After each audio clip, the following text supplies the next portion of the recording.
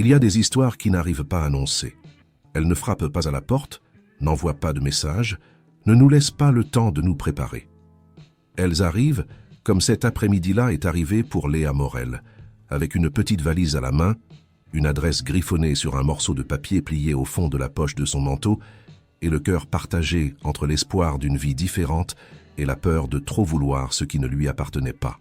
Elle ne savait pas, à ce moment-là, que la route qui la menait jusqu'au portail de cette demeure bourgeoise aux abords de Bordeaux était, en réalité, le plus long chemin qu'elle ait jamais parcouru. Non pas en kilomètres, mais en courage. Avant de plonger ensemble dans cette histoire, si vous n'êtes pas encore abonné à la chaîne, faites-le dès maintenant car chaque semaine, une nouvelle histoire arrive. Et celle-ci va vous captiver du début à la fin, croyez-moi. Laissez aussi un commentaire pour dire de quelle ville vous nous regardez, car nous adorons savoir jusqu'où ces récits voyagent. Et si votre cœur bat déjà plus vite, rien qu'en écoutant ce début, imaginez la suite.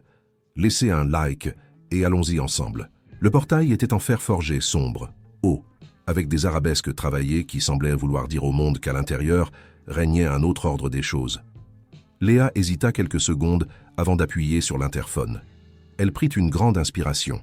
À l'extérieur de ce mur, elle était la fille de Thérèse Morel, la blanchisseuse du quartier populaire de Lormont, qui avait élevé 3 enfants seule, après que son mari était parti un matin quelconque, sans laisser d'adresse, sans explication, ne laissant rien d'autre qu'une ardoise à l'épicerie du coin, et un vide qui s'était atténué avec le temps, mais n'avait jamais tout à fait disparu.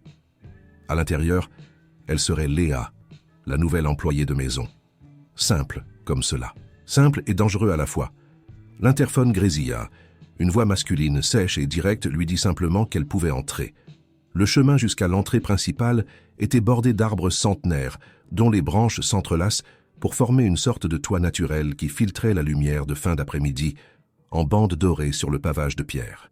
Léa observait tout autour d'elle avec cette attention silencieuse qui était sa marque de fabrique depuis l'enfance, cette façon d'enregistrer des détails que les autres ignoraient, comme si le monde était un texte qu'il fallait lire avec soin pour n'en perdre aucune virgule. Il y avait des fleurs blanches dans un massif à gauche qui aurait eu besoin d'une taille, un pot en céramique sur le perron dont la plante avait la terre desséchée, et le bois du chambranle de la porte principale présentait une légère usure dans le coin inférieur gauche, signe d'années d'usage. Elle remarqua tout cela avant même d'atteindre la première marche. La porte s'ouvrit avant qu'elle ne puisse toucher la poignée. Monsieur Gérard avait le genre de visage qui semblait avoir vécu 2 vies complètes. Plus de 60 ans, la peau tannée, des mains épaisses de celui qui a travaillé tôt, une moustache fine déjà complètement blanche et de petits yeux qui jaugeaient les gens avec l'expérience de celui qui a vu passer beaucoup de monde par cette porte. Il était le gardien et chauffeur de la propriété depuis plus de 20 ans. Il salua Léa d'un signe de tête, sans sourire, mais sans rudesse. Il se contenta d'observer. Son regard disait qu'elle serait jugée sur son travail, pas sur ses paroles. Cela, curieusement, la rendit plus sereine que n'importe quel accueil chaleureux. Il la conduisit jusqu'à la cuisine de service, où une jeune femme en tablier rayé préparait un plateau avec du café et des biscuits sablés.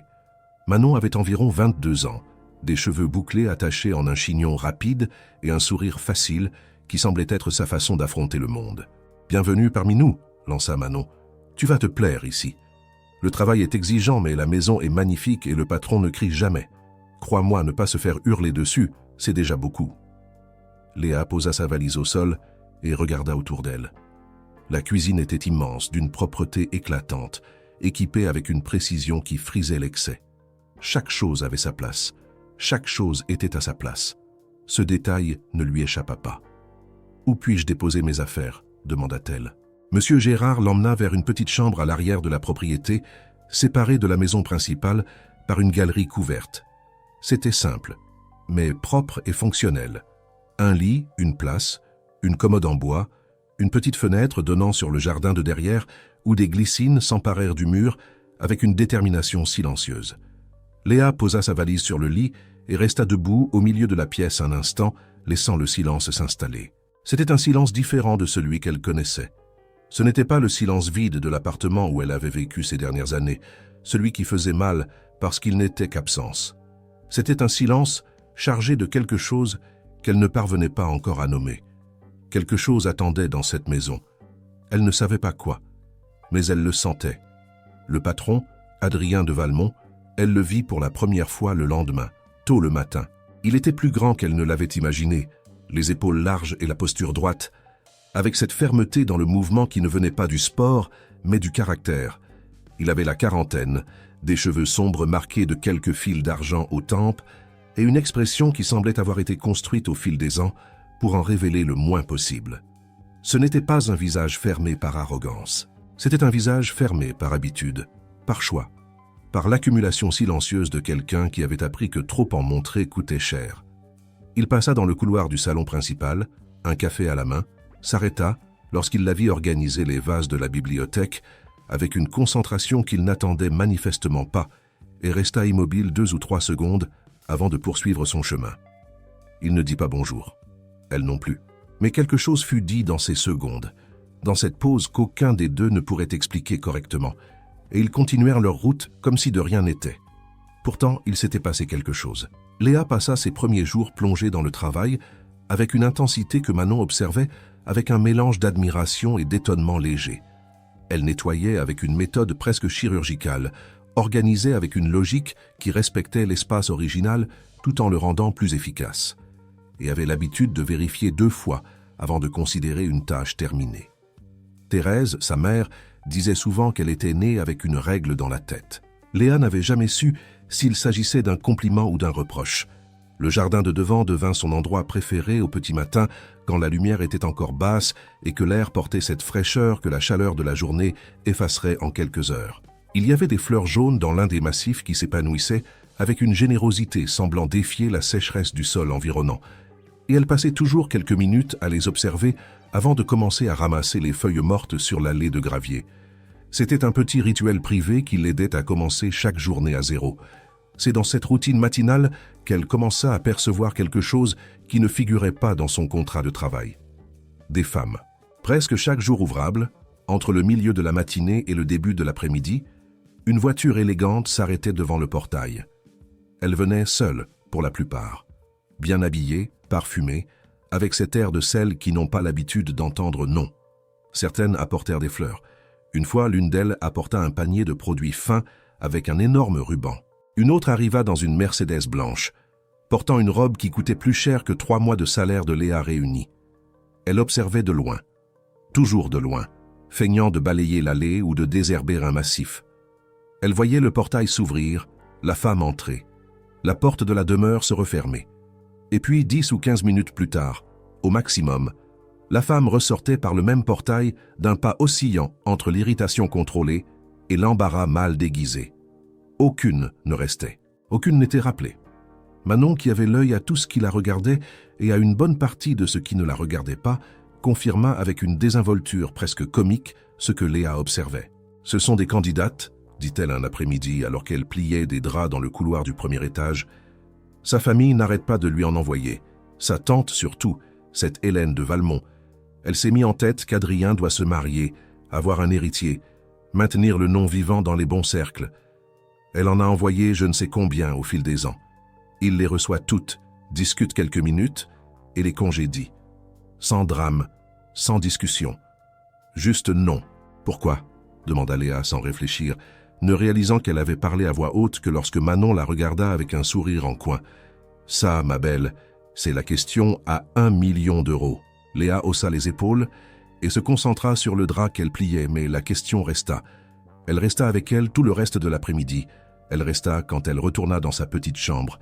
Elle resta quand elle tenta de dormir cette nuit-là, alors que le silence de la demeure semblait plus lourd que d'habitude. Pourquoi un homme possédant tout ce qu'Adrien de Valmont possédait rejetait-il femme après femme sans sourciller, sans hésiter, sans même accorder une seconde chance? C'était un mystère, et Léa Morel avait passé sa vie entière à être intriguée par les mystères. Au cours des semaines suivantes, elle perfectionna son art d'observer sans être vue. C'était une compétence qu'elle avait développée enfant, quand comprendre l'humeur de son entourage était une question de stratégie domestique, savoir quand parler et quand se taire. Dans cette demeure, cette habileté trouva un terrain fertile. Elle remarqua qu'Adrien buvait son café du matin, toujours debout, appuyé contre le plan de travail de la cuisine, regardant par la fenêtre vers le jardin sans rien voir de précis, avec cette expression de celui qui est ailleurs. Elle nota qu'il entrait dans son bureau du fond à 8 heures pile et n'en sortait que pour le déjeuner.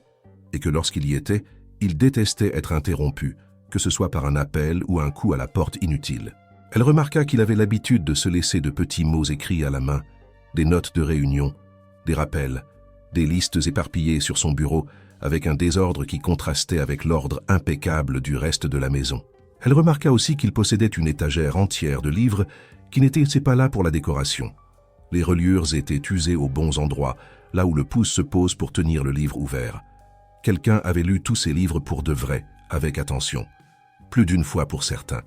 Cela la surprit d'une manière qu'elle ne sut expliquer. C'était un détail infime, mais il révélait quelque chose que le reste de la demeure, avec tout son marbre et son silence calculé, ne révélait pas. Il y avait un homme là, pas seulement un statut social. Léa exécutait ses tâches avec sa précision habituelle, uniforme impeccable, cheveux attachés par la même barrette bleu marine qu'elle portait depuis le lycée, tablier sans un pli. Elle ne provoquait aucune situation, ne posait pas de questions superflues, ne fréquentait pas les espaces de la maison qui n'étaient pas strictement de sa responsabilité. Elle était, par choix conscient, presque invisible. Pourtant, quelque chose dans cette invisibilité commença à se fissurer lentement quand elle comprit qu'elle était vue. Ce ne fut pas soudain. Ce fut comme une ombre qui prend forme quand la lumière change, imperceptible jusqu'à ce que d'un coup, on se dise « C'était là depuis le début, c'est moi qui n'y prêtais pas attention ». Lors de sa 3e semaine, alors qu'elle arrangeait les fleurs dans le grand vestibule, elle leva les yeux pour vérifier l'alignement d'un tableau et aperçut Adrien en haut de l'escalier. Il se tenait immobile, un dossier à la main, et la regardait avec une attention qui dépassait l'usage. Quand leurs regards se croisèrent, il détourna le visage immédiatement d'un mouvement trop brusque pour être fortuit et gravit les dernières marches comme si de rien n'était. Léa retourna à ses fleurs. Mais son cœur battit différemment pendant quelques secondes. Le lendemain, alors qu'elle arrosait les plantes du couloir, elle sentit son regard avant même de se retourner. C'était cette sensation étrange d'être observée que la peau enregistre avant les yeux. Elle pivota lentement et vit Adrien sur le seuil de son bureau. Il tenait un livre mais ne lisait pas. Il la regardait. Cette fois, il mit un peu plus de temps à détourner les yeux. Et à l'instant où il le fit, il y eut une lueur sur son visage qu'elle ne parvint pas à identifier. Ce n'était pas le regard impersonnel d'un patron vérifiant le travail. C'était autre chose. Léa termina d'arroser le pot avec calme, rangea son arrosoir et se dirigea vers la pièce suivante, sans presser le pas, sans trembler, sans donner le moindre signe extérieur qu'elle avait remarqué. Mais à l'intérieur, quelque chose s'était mis en mouvement. Cette nuit-là, assise dans le petit coin du jardin de derrière où elle restait parfois après son service avec une tasse de thé, elle repensa à oser conduite. 15 femmes en moins d'un mois, Manon l'avait confirmé. 15 femmes différentes, certaines magnifiques, d'autres influentes, certaines apparemment intelligentes et intéressantes. Et aucune n'avait passé le cap des premières minutes. Elle regarda le mur couvert de glycine et songea au regard qu'elle avait surpris sur le seuil de la porte. Ce n'était pas le regard d'un homme indifférent à tout. C'était le regard d'un homme qui avait choisi d'être indifférent à certaines choses. Il y avait une différence abyssale entre les deux. La question qu'elle avait posée à voix haute sans le vouloir revint, plus ferme cette fois, plus insistante. Pourquoi ? Et en dessous, tapie comme une graine qui n'avait pas encore germé, une autre question commençait à se former, une question qu'elle n'était pas prête à se poser, même à elle-même. Et qu'est-ce qu'elle ressentait, elle, quand il la regardait ainsi ? Le mois s'écoula avec la vitesse silencieuse des choses que l'on vit intensément. Les matins au jardin, le café que Manon laissait toujours prêt, la routine millimétrée des pièces, le bruit des voitures au portail, les femmes qui arrivaient et repartaient, toujours. Léa comptait mentalement. 11, 12, 13. Non pas comme quelqu'un qui espère quelque chose, mais comme quelqu'un qui tente de comprendre un schéma qui ne colle pas. Adrien restait le même. Ponctuel, discipliné, économe en paroles, présent sans être accessible. Mais ses regards étaient devenus plus fréquents. Parfois, elle le sentait alors qu'elle travaillait au rez-de-chaussée, et quand elle levait les yeux, elle voyait sa silhouette s'éloigner de la fenêtre du bureau. Parfois, c'était dans un couloir, une fraction de seconde avant qu'il ne disparaisse au coin d'un mur. Parfois, c'était au jardin, quand elle était certaine d'être seule, et qu'elle remarquait soudain que la fenêtre du bureau était ouverte et qu'il y avait quelqu'un derrière les rideaux. Elle ne savait pas quoi faire de tout cela. Alors elle fit ce qu'elle avait toujours appris à faire face à l'innommable. Elle travailla davantage. Elle nettoya ce qui était déjà propre. Elle réorganisa ce qui était déjà ordonné. Elle vérifia chaque massif 2 fois, polit le bois des rampes, aligna les bibelots sur les étagères, avec la même précision que sa mère alignait le linge sur le fil, chaque pièce au bon angle, chaque pli à sa place, tout en ordre, comme si l'ordre pouvait la protéger de ce qui bouillonnait sous la surface. Mais l'ordre ne protège de rien. À la fin d'un après-midi ordinaire, alors que le soleil commençait à quitter le toit de la demeure et que la chaleur de la journée cédait la place à un air plus frais, Manon passa dans le couloir et la trouva à genoux, vérifiant si la plinthe de la salle d'eau était bien fixée. « Tu sais que c'est parfait depuis au moins 15 jours, dit Manon d'un ton mêlant humour et sollicitude. « Qu'est-ce qui t'arrive, Léa ?» Léa se releva, épousseta son tablier et répondit qu'elle était simplement consciencieuse. Manon resta immobile une seconde, l'observant avec ses yeux qui voyaient plus que la moyenne, puis elle esquissa un sourire en coin. « C'est ça. Consciencieuse. Avec une plainte. » Léa ne répondit pas. Manon s'en alla sans insister, ce qui était l'une des qualités que Léa appréciait le plus chez elle. Cette nuit-là, elle mit longtemps à s'endormir. Allongée sur le dos dans sa petite chambre, elle fixait le plafond bas, écoutant le silence de la demeure qui semblait parfois respirer.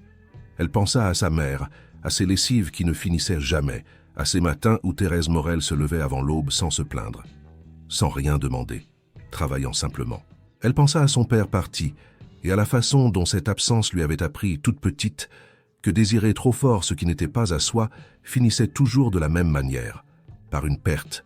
Protéger son cœur était une forme de survie qu'elle avait apprise tôt et pratiquée avec brio. Mais le cœur, parfois, ne demande pas la permission de ressentir. Et Léa, là, dans l'obscurité de cette dépendance au fond d'une propriété immense et étrangement vide, commença à réaliser que quelque chose grandissait en elle, quelque chose qui ne suivait aucune des règles qu'elle s'était fixées. Quelque chose qui avait la forme exacte d'un regard détourné à la dernière seconde. Demain serait un autre jour de travail. Uniforme impeccable, cheveux attachés, tablier sans tache. La routine reprendrait. Les femmes continueraient probablement d'arriver et de repartir. Et elles continueraient d'être presque invisibles, exécutant tout avec précision, rangeant tout à sa place. Mais quelque chose avait changé. Elle ne savait pas exactement quand, ni quoi. Elle savait juste que c'était différent, et que désormais, rien dans cette maison ne serait plus tout à fait comme avant. Il existe une mathématique cruelle dans les choses que l'on tente d'ignorer. Plus on s'efforce de ne pas penser à quelque chose, plus cette chose occupe de l'espace dans notre esprit. Léa l'avait découvert dès l'enfance, lorsqu'elle avait essayé de ne plus ressentir le manque de son père, et s'était aperçue que le vide grandissait proportionnellement à l'effort qu'elle faisait pour le combler. Et maintenant, des années plus tard, dans une demeure bordelaise qui sentait le café fraîchement moulu et le bois ciré, elle redécouvrait que la même loi s'appliquait à d'autres sentiments, à d'autres personnes. Elle se réveilla le lendemain matin avec cette détermination spécifique de celle qui a décidé, pendant la nuit, de remettre de l'ordre dans ses idées. Elle plia sa couverture avec soin, fit son lit en 4 mouvements précis, se coiffa et fixa sa barrette bleu marine avant d'enfiler son uniforme. Elle vérifia dans le petit miroir de la commode si elle était présentable. Elle l'était. Elle prit une profonde inspiration. Voilà, la journée pouvait commencer. Le petit déjeuner dans la cuisine de service était un rituel qu'elle avait appris à apprécier. Manon arrivait avant tout le monde et lançait la cafetière. L'odeur qui se répandait dans le couloir était le genre de chose qui semblait remettre le monde à l'endroit pour quelques minutes. Léa prit sa tasse, s'assit sur l'un des tabourets hauts près du comptoir et resta un instant à écouter les bruits du matin. Le chant d'un oiseau dans le jardin, le grondement lointain du portail s'ouvrant pour la livraison du pain, et ce silence de fond qui enveloppait tout comme une seconde peau. Manon arriva peu après, son sac à la main, les cheveux encore en bataille. « Tu as dormi ?» demanda-t-elle, scrutant Léa avec cette perspicacité parfois inconfortable. « Oui », répondit Léa. Manon ne rajouta rien, ce qui signifiait qu'elle n'en croyait pas un mot, mais choisissait de ne pas insister. Le travail de la journée commença par les salons du rez-de-chaussée. Léa balaya, passa la serpillière, réorganisa les objets sur les consoles avec son soin habituel. Le grand salon bénéficiait d'une lumière magnifique le matin, entrant par les hautes fenêtres en un angle oblique, frappant les détails du bois avec cet éclat ambré qui rendait tout plus lent et plus réel à la fois. Elle aimait ce moment dans le salon. C'était comme si le monde n'était pas encore tout à fait arrivé. C'est là qu'elle fut témoin de la 14e éconduite. Elle l'aperçut depuis le couloir latéral. La femme était arrivée à 10h20, une blonde d'un certain âge dans un tailleur beige impeccable, portant un sac à main qui coûtait probablement plus cher que la voiture de Monsieur Gérard. Elle entra d'un pas assuré, cette démarche de celle qui a l'habitude d'être bien reçue. 15 minutes plus tard, elle ressortait par le même chemin, les lèvres pincées et le visage figé dans un équilibre précaire entre dignité maintenue et irritation contenue. Adrien apparut dans le couloir 2 minutes après la fermeture du portail. Il passait avec un dossier sous le bras, le visage neutre, la posture inchangée, comme s'il ne s'était rien passé d'autre qu'une réunion d'affaires routinière. Il passa devant Léa sans la regarder, ou presque. Pendant une seconde, une seule, elle sentit le poids de ses yeux se poser sur elle avant qu'il ne poursuive sa route. Elle resta immobile un instant après qu'il eut disparu au coin du couloir. C'était la 14e femme en moins d'un mois. Elle avait perdu le compte du nombre de fois où elle s'était demandé pourquoi, mais désormais la question revêtait une urgence différente, moins intellectuelle et plus personnelle, comme si la réponse disait quelque chose qui allait bien au-delà de la situation de ces autres femmes. Et cette perception l'agaçait, car elle savait reconnaître quand une curiosité cessait d'être une simple curiosité. Cet après-midi-là, plutôt que d'habitude, une visite inattendue se présenta. Hélène de Valmont arriva dans une berline noire conduite par un chauffeur avec la prestance de celle qui est née dans de tels environnements et n'a jamais eu besoin de s'adapter à aucun autre. Elle avait environ 60 ans, des cheveux platines impeccablement coiffés, des vêtements discrets, mais d'un goût qui communiquait son rang sans avoir besoin de crier. C'était la tante d'Adrien. Léa le savait par Manon qui l'avait prévenue dans un murmure urgent à la cuisine. « Attention, elle inspecte tout !» Ce n'était pas une exagération. Hélène de Valmont entra dans la demeure comme si elle vérifiait un inventaire. Elle balaya le salon du regard avant de s'asseoir, observa les objets sur les étagères avec une attention mêlant celle d'une propriétaire et d'une critique d'art. Quand Léa passa dans le couloir avec un plateau d'eau et de biscuits, la tante d'Adrien l'intercepta avec un sourire qui tenait plus de l'évaluation que de la cordialité. « C'est vous, la nouvelle ?» demanda Hélène, moins comme une question que comme un constat. « Oui, madame. » « Léa Morel, répondit-elle avec le ton exact de celle qui sait se tenir. Hélène la dévisagea de haut en bas avec une lenteur délibérée, sans hostilité ouverte, mais avec ce genre de scrutin que les femmes d'une certaine classe pratiquent comme une seconde langue. Elle vérifia l'uniforme, les chaussures, les cheveux, les mains. Elle hocha légèrement la tête. « Prenez bien soin de cette maison, dit-elle. Mon neveu n'a pas le temps de se préoccuper de ces détails. »« Comptez sur moi, » répondit Léa du même ton neutre. Hélène passa dans le petit salon où Adrien l'attendait, et Léa continua son service. Mais elle garda la sensation de ce regard tout le reste de l'après-midi, comme un vêtement mal ajusté sur l'épaule. Une fois Hélène partie, vers la fin de la journée, Manon apparut aux côtés de Léa alors qu'elle rangeait les ustensiles de cuisine. « Elle a demandé à Adrien si tu étais marié », chuchota Manon avec cette expression de celle qui livre une information précieuse avec un plaisir authentique. Léa s'arrêta, la main à mi-chemin pour ranger un bol. Pourquoi demanderait-elle une chose pareille? Manon haussa les épaules avec un sourire. Parce qu'elle contrôle tout dans sa vie, y compris le personnel. Si elle détecte quelque chose qui n'est pas à sa place, elle agit. C'est comme ça depuis des années. Léa rangea le bol avec un mouvement précautionneux. Qu'est-ce que tu veux dire par « pas à sa place » Manon la regarda avec ses yeux qui en savaient trop. Rien, juste que c'est une femme qui observe, tout comme toi. Il n'y eut plus de conversation sur le sujet ce soir-là, mais Léa repensa aux paroles de Manon bien après avoir éteint la lumière. Hélène de Valmont observait, elle-même observait. Et Adrien de Valmont, avec son silence et ses regards fuyants, était au centre de ses observations sans sembler s'en rendre compte, ou sans sembler s'en soucier, ce qui était difficile à trancher. La semaine suivante, la 15e arriva. C'était une femme différente des autres, plus jeune, la trentaine, de longs cheveux châtains, un sourire assuré mais pas trop étudié, et la posture de quelqu'un qui avait été briefé avec soin sur la conduite à tenir. Léa la vit arriver depuis le jardin de devant, où elle vérifiait l'état des massifs. La femme descendit de voiture en regardant la demeure avec un mélange d'intérêt et de nervosité qu'elle tentait de masquer avec peu de succès. Cette fois, Léa ne s'écarta pas vers le couloir latéral. Elle resta au jardin feignant de travailler sur le massif le plus proche de l'entrée avec ce talent silencieux de celle qui sait se rendre invisible quand elle le veut. La femme entra. 12 minutes plus tard, elle ressortait. Il n'y avait pas d'irritation sur son visage, seulement une douce résignation, comme si elle avait accepté le résultat avant même de franchir le seuil. Elle marcha vers sa voiture d'un pas mesuré, monta, et le chauffeur démarra sans hâte. 16. Non. 15. C'était la 15e en 30 jours. Léa resta immobile dans le massif, son petit râteau à la main, fixant le portail clos. 30 jours, 15 femmes. Aucune exception. Il y avait là un schéma qui n'était pas de l'indifférence. L'indifférence n'a pas de méthode. Ici, il y avait de la méthode, de la constance. C'était un choix si ferme et si répété qu'il ne pouvait venir que d'une conviction très profonde ou d'un sentiment si spécifique qu'il rendait toutes les autres options simplement hors de propos. Elle laissa son râteau dans le panier et entra par la porte de service. Elle croisa M. Gérard dans le couloir, en route vers le cellier. « Monsieur Gérard ?» dit-elle, et le ton de sa voix fit s'arrêter le vieux gardien. Il haussa un sourcil.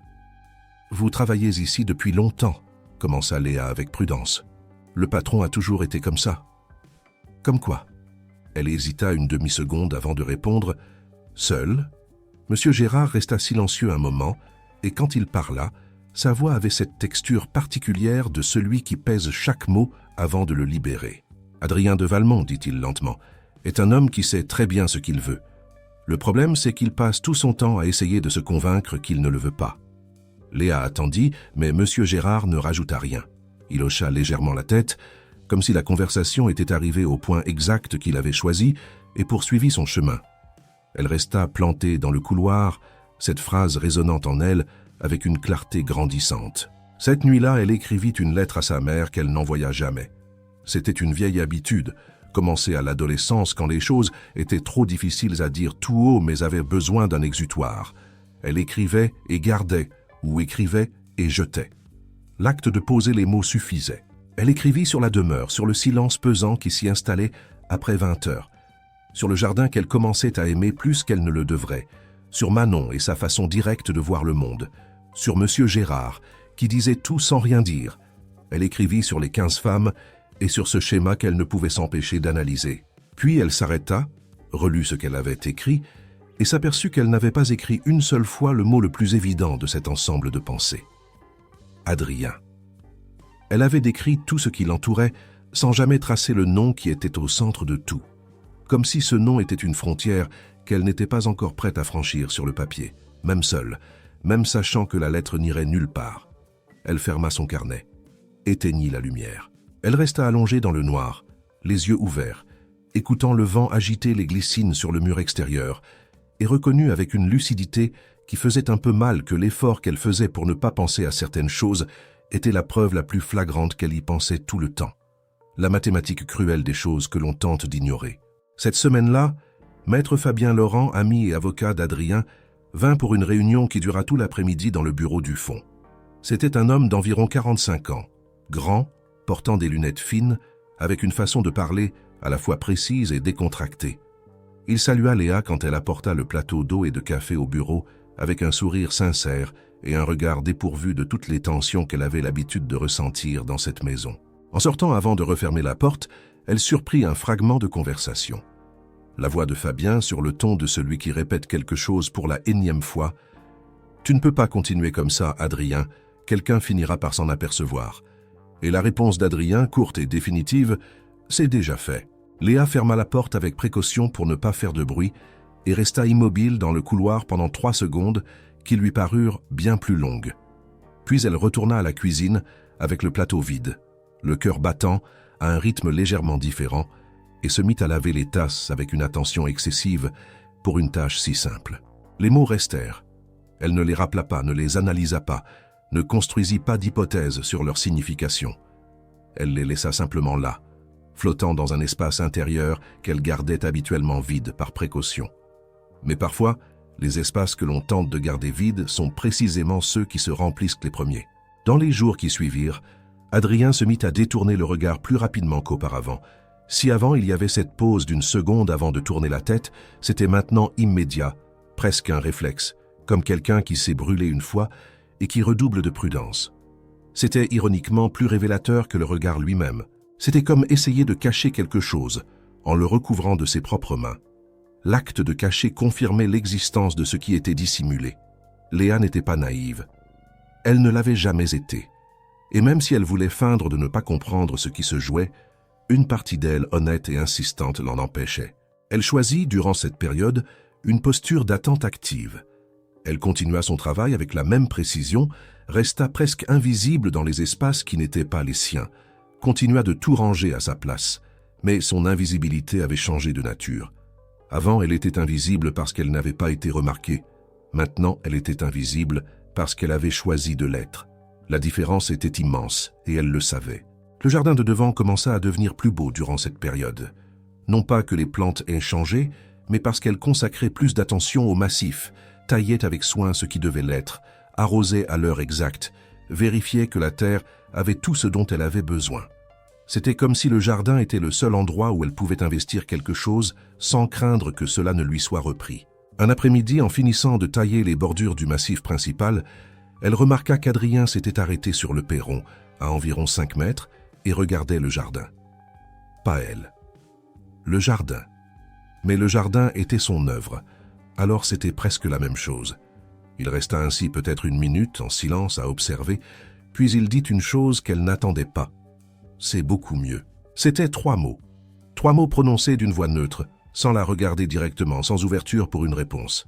Mais c'étaient les premiers mots qu'il lui adressait qui n'étaient pas strictement fonctionnels, qui allaient au-delà du protocole patron-employé. « Merci », dit-elle, du même ton neutre. Il hocha la tête et rentra. Léa resta immobile, regardant son jardin un instant. Puis elle se remit au travail. Mais ce soir-là, dans sa petite chambre, elle ouvrit à nouveau son carnet. Et cette fois, sans réaliser exactement quand elle avait commencé, elle écrivit le nom. Elle referma le carnet immédiatement. Elle fixa la couverture 1 seconde. Puis, très lentement, elle le rouvrit et continua d'écrire. Pas sur lui, sur elle-même, sur ce qu'il y avait en elle que ce nom touchait, sur la vieille peur de vouloir ce qui n'était pas à elle, sur la voix de sa mère qui disait que la dignité ne se demande pas, elle se construit, sur la différence entre construire et simplement attendre que le monde vous livre ce que vous méritez. Elle écrivit pendant 1 heure entière. Quand elle s'arrêta, sa main était fatiguée et quelque chose en elle s'était allégé. Il n'y avait pas de réponse dans le carnet, seulement les questions les plus honnêtes qu'elle avait réussi à formuler sur elle-même depuis longtemps. Et parfois, réalisa-t-elle avant d'éteindre la lumière, poser les bonnes questions est déjà le début de quelque chose. Il y a un type d'attention que l'on consacre aux choses que l'on craint de perdre. C'est différent de l'attention commune, qui traverse le monde sans laisser de traces. Cette attention spécifique grave tout, le détail d'un geste, le timbre d'une voix, la couleur d'une expression sur un visage qui devrait être indifférent mais ne l'est pas. Léa avait développé cette attention dans l'enfance, en observant sa mère pour deviner l'humeur de la journée avant d'ouvrir la bouche. Et maintenant, sans avoir perçu le moment exact où cela s'était produit, elle utilisait cette même compétence pour observer un homme qui feignait de ne pas être observé. Elle se réveilla ce matin-là avec l'odeur du café, avant même d'entendre le bruit de la machine. C'était un signe qu'elle commençait à reconnaître comme faisant partie du rythme de cette maison, tout comme le bruit des pas d'Adrien dans le couloir du premier étage à 7h moins 10. Toujours les mêmes, toujours sur ce rythme constant qui ne pressait ni ne traînait. Une régularité presque musicale qu'elle avait absorbée sans le vouloir, sans essayer, par la simple proximité de journées répétées dans un même espace. Ce qui la perturbait n'était pas la régularité en soi, c'était de réaliser qu'elle l'avait absorbée. Ce matin-là, elle se rendit au jardin plus tôt que d'habitude. Il y avait quelque chose dans les massifs du côté droit qui nécessitait son attention. Une zone où la terre était devenue trop compacte après les dernières pluies et où les racines de certaines plantes risquaient de manquer d'air. Elle s'agenouilla sur le chemin de pierre avec son petit râteau et commença à travailler lentement, ameublissant la terre par mouvements mesurés, vérifiant chaque racine qui apparaissait avec l'attention spécifique de celle qui sait que ce qui est en dessous importe autant que ce qui est en surface. Ce fut une petite plante dans le 2e massif qui attira son attention. Les feuilles extérieures présentaient une coloration légèrement différente, un jaunissement presque imperceptible que la plupart des gens n'auraient pas remarqué. Elle le vit. Elle vérifia la tige, la base, la terre autour. Un champignon s'installait, encore au début, encore traitable. Mais si personne ne le voyait à temps, la plante mourrait en moins de 2 semaines et emporterait ses voisines avec elle. Elle alla chercher le produit adéquat au cellier. Elle traita la plante avec soin. Elle vérifia les voisines. Alors qu'elle rangeait son matériel, elle s'aperçut qu'Adrien se tenait sur le perron, son café à la main, et la regardait travailler. Cette fois, il ne détourna pas le regard immédiatement. Il resta à l'observer 2 ou 3 secondes avant de parler. « Qu'est-ce qui est arrivé à celle-là »« La plante ?» dit-elle sans lever les yeux. « Elle avait un début de champignon. Je l'ai traitée avant que ça ne se propage. » Adrien resta silencieux un moment. Puis il demanda « Comment avez-vous vu ça ?» Léa leva enfin les yeux. Il la regardait avec une expression qu'elle ne lui connaissait pas encore. Non pas sa neutralité habituelle, mais quelque chose de plus proche d'une attention réelle, directe, dépouillée du soin de ne pas trop en montrer qu'il portait normalement. « La couleur des feuilles change avant tout le reste, expliqua-t-elle. Si on sait quoi chercher, on le voit tôt. » Il hocha la tête. Un hochement lent, délibéré, comme quelqu'un qui traite une information allant bien au-delà des mots prononcés. Puis il rentra sans dire un mot de plus. Léa fixa le portail une seconde avant de se remettre au travail. Elle songea, en rangeant ses outils, qu'il y avait dans cet instant le poids d'une métaphore qu'aucun d'eux n'avait formulée. Cet après-midi-là, la 16e candidate arriva. Léa était au premier étage quand elle entendit le portail et, par une fenêtre latérale, vit la voiture s'arrêter. La femme qui en descendit avait environ 35 ans, brune, élégante, avec une façon de se mouvoir qui communiquait de l'assurance sans arrogance. Contrairement à certaines précédentes qui arrivaient avec l'énergie de celle qui remplit une obligation sociale, celle-ci semblait sincèrement curieuse, présente. Elle regarda la demeure avec une attention réelle, avant de gravir les marches. Léa descendit avec le panier de linge de lit plié, passa par le couloir du bas et se rendit à la lingerie. Elle ne chercha pas à observer cette fois. Elle en était arrivée au point où observer toutes ces éconduites était passé de la curiosité à quelque chose qu'elle ne savait pas nommer, quelque chose d'inconfortable qu'elle préférait laisser tranquille. Pourtant, en 20 minutes, la femme était repartie. Manon trouva Léa à la lingerie. « Encore une, dit-elle simplement. » Léa ne répondit pas. Manon resta sur le seuil une seconde, puis demanda doucement. « Ça va, Léa ?»« Oui, dit Léa. Pourquoi ça n'irait pas ?» Manon la scruta avec cette expression de celle qui a quelque chose à dire, mais qui décide si c'est le bon moment. « Pour rien, je demandais, c'est tout. » Elle s'en alla. Et Léa resta là, les draps à la main, immobile dans la petite pièce silencieuse, réalisant avec une netteté importune que la question de Manon avait touché un point sensible. Pourquoi n'irait-elle pas bien? Parce qu'elle allait bien. Ou devrait aller bien. Parce que ses éconduites n'étaient pas ses affaires. Parce que ce qu'Adrien de Valmont faisait ou ne faisait pas avec les femmes que sa tante lui envoyait était une question qui n'avait aucun rapport avec l'employé qui organisait ses chambres et soignait les champignons de son jardin. Sauf qu'il y avait ce regard, cette pause avant de détourner les yeux. « C'est déjà fait, dit à Fabien un après-midi, la porte entr'ouverte. C'est beaucoup mieux, dit depuis une marche d'escalier, avec un ton qui n'était pas celui d'un patron évaluant un travail, mais celui d'un homme réalisant qu'il prêtait attention à quelque chose. Elle rangea le linge et quitta la pièce. Cette semaine-là, maître Fabien Laurent revint pour une autre réunion. Mais cette fois, il resta dîner. Léa servit la table avec sa précision habituelle, puis se retira en cuisine, où Manon finissait de ranger. Du couloir arrivaient inévitablement des fragments de conversation entre les deux hommes, des mots isolés, un rire de Fabien, la voix plus contenue d'Adrien, répondant avec cette cadence qu'elle avait déjà appris à distinguer. À un moment, elle entendit Fabien dire clairement « Tu dois régler ça, Adrien. Ce n'est juste pour personne, pas même pour toi. » Puis un silence, et enfin la voix d'Adrien. « Je sais. » 2 mots. « Je sais » prononcés avec un poids qui dépassait de loin leur taille. Léa continua de faire la vaisselle avec soin pour que le bruit de l'eau couvre tout autre son qu'elle pourrait émettre. Cette nuit-là, bien après le dîner, alors que la demeure était silencieuse et qu'elle s'était déjà préparée pour dormir, il se produisit quelque chose d'inhabituel. Elle entendit des pas dans le jardin.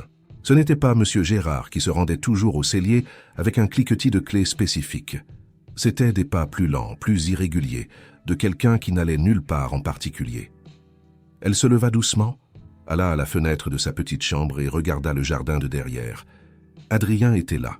Il se tenait près du mur de glycine, les mains dans les poches, regardant le ciel avec cette posture de celui qui est seul, d'une manière qui n'est pas seulement l'absence de compagnie, mais une solitude d'une autre nature, plus dense, plus interne.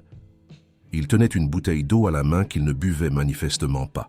Il la tenait juste, comme s'il avait besoin d'avoir quelque chose entre les mains. Léa resta à la fenêtre un instant sans savoir quoi faire. Il ne l'avait pas vue. Elle pouvait simplement s'écarter, retourner au lit, feindre de n'avoir rien vu.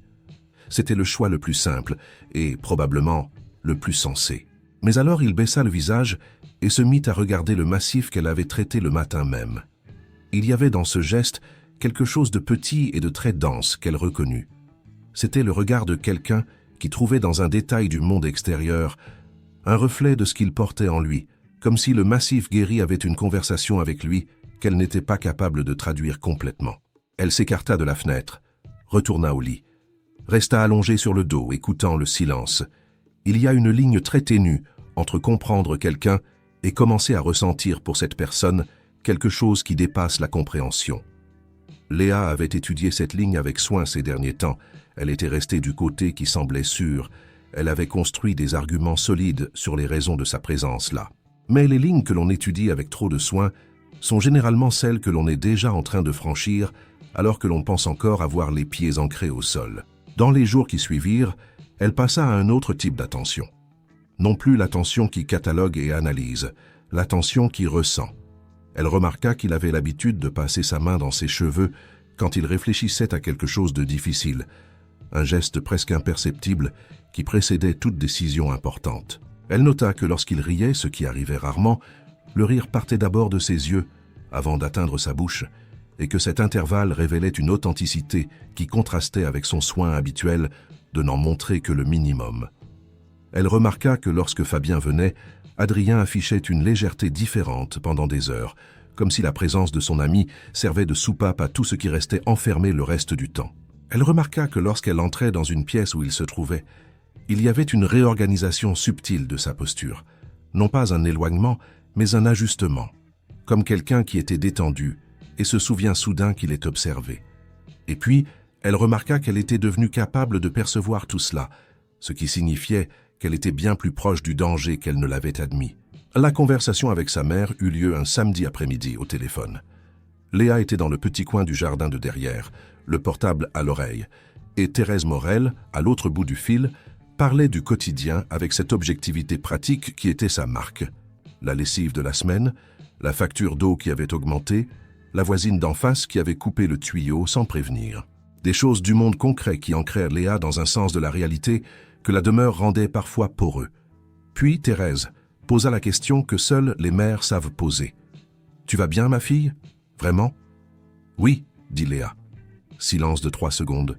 Puis « Mais il y a quelque chose de différent dans ta voix. » Léa resta silencieuse un instant avant de dire « Je vais bien, maman. Le travail avance. » Thérèse n'insista pas. Mais avant de raccrocher, elle dit avec cette voix de femme qui en a assez vu pour savoir « Tu es ma fille. Tu sais que ce que tu ressens a de la valeur, peu importe ce que le monde en dit. Ne laisse personne te convaincre du contraire. » Léa resta le téléphone à la main un long moment après la fin de l'appel, fixant les glycines sans vraiment les voir.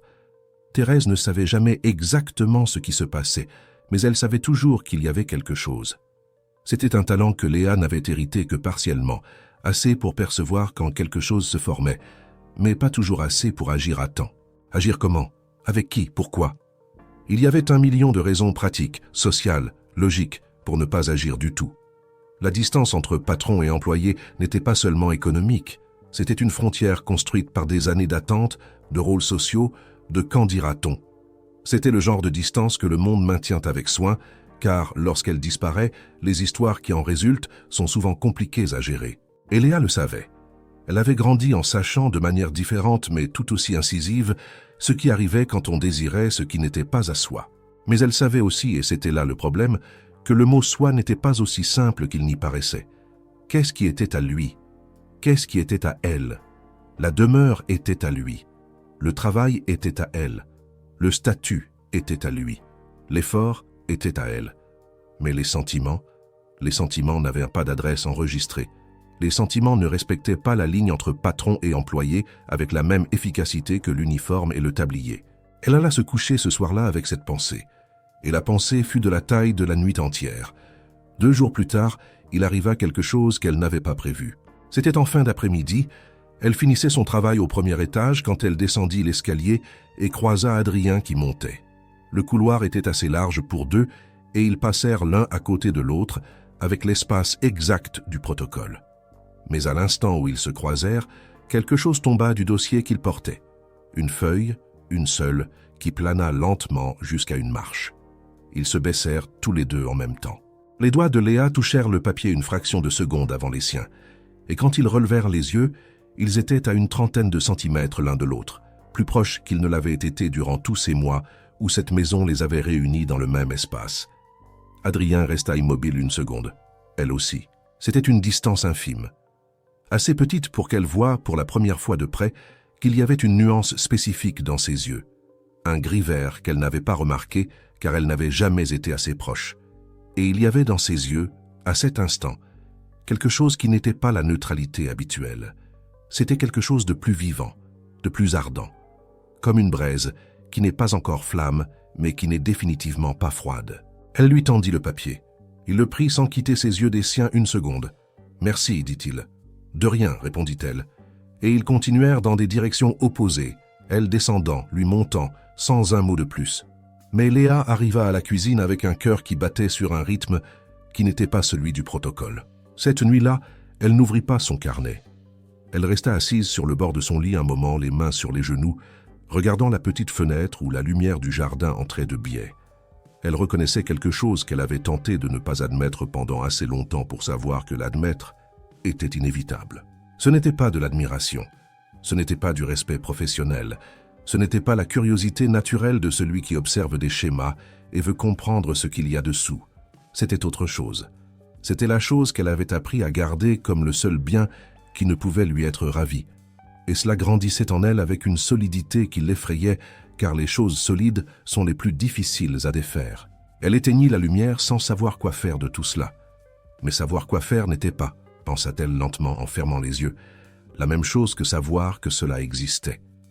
Et cela existait, avec toute la clarté inconfortable des choses qui sont réelles. Il y a une différence entre porter un poids et s'y habituer. Celui qui porte sans s'habituer sent encore chaque kilo, remarque encore l'effort, reconnaît encore que cela lui coûte quelque chose. Celui qui s'habitue finit par oublier ce que c'est que de marcher sans lui, finit par incorporer le poids comme une partie de son propre corps et ne réalise la taille de ce qu'il portait que lorsque, à un moment inattendu, quelqu'un retire le poids et qu'il se retrouve sans savoir comment équilibrer ses propres pas. Léa était arrivée à un stade intermédiaire, ne portant ni avec une conscience pleine, ni tout à fait habituée.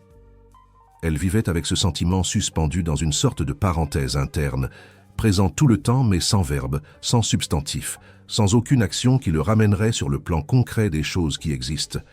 C'était un état inconfortable, mais c'était l'état le plus sûr qu'elle avait réussi à construire avec les matériaux dont elle disposait. Le travail continuait d'être son encre. Elle avait développé au cours des derniers mois une connaissance de la demeure qui allait au-delà du fonctionnel. Elle savait que la fenêtre de la chambre d'amis à l'est coinçait avec l'humidité et devait être forcée selon le bon angle. Elle savait que le tapis de la bibliothèque avait un pli dans le coin sud-est qui, s'il n'était pas remis en place chaque semaine, créait une saillie qui pouvait faire trébucher quelqu'un. Elle savait que les fleurs du couloir principal avaient au besoin d'eau 2 jours avant celles de n'importe quelle autre pièce, car la position du soleil les exposait davantage.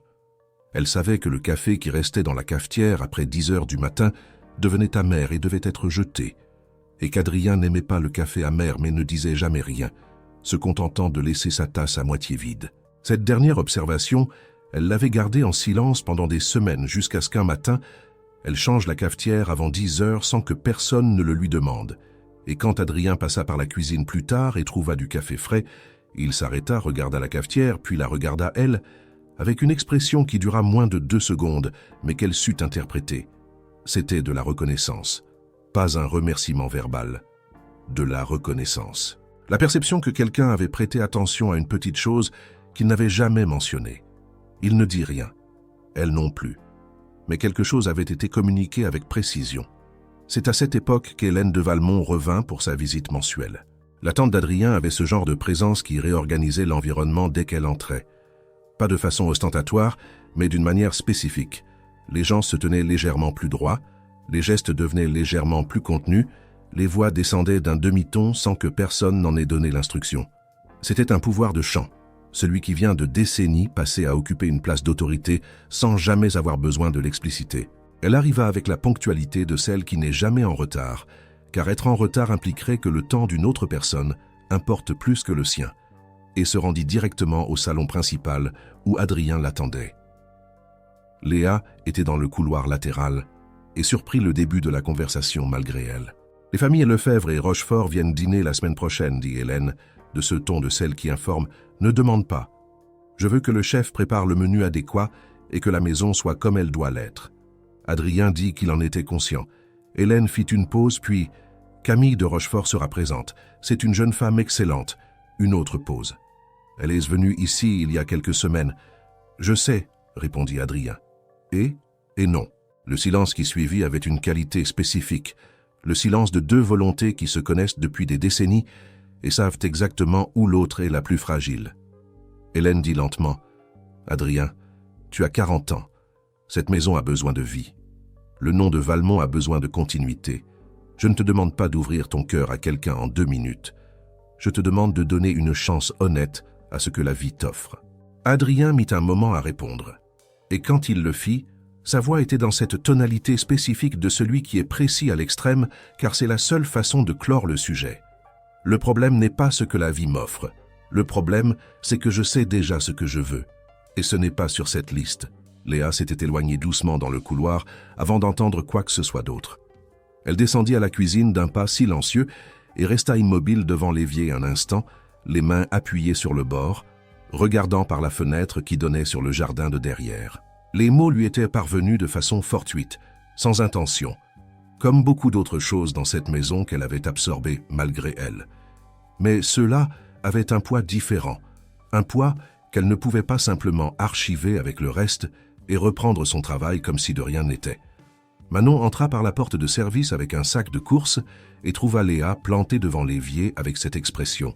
« Qu'est-ce qu'il y a » demanda-t-elle. « Rien » dit Léa, et cette fois sa propre voix la trahit, car il y avait une qualité spécifique dans le rien qu'elle prononça qui n'était pas du tout un rien. Manon posa son sac sur le plan de travail et la fixa un moment avec cette attention directe qui était parfois gênante et parfois exactement ce que le moment exigeait.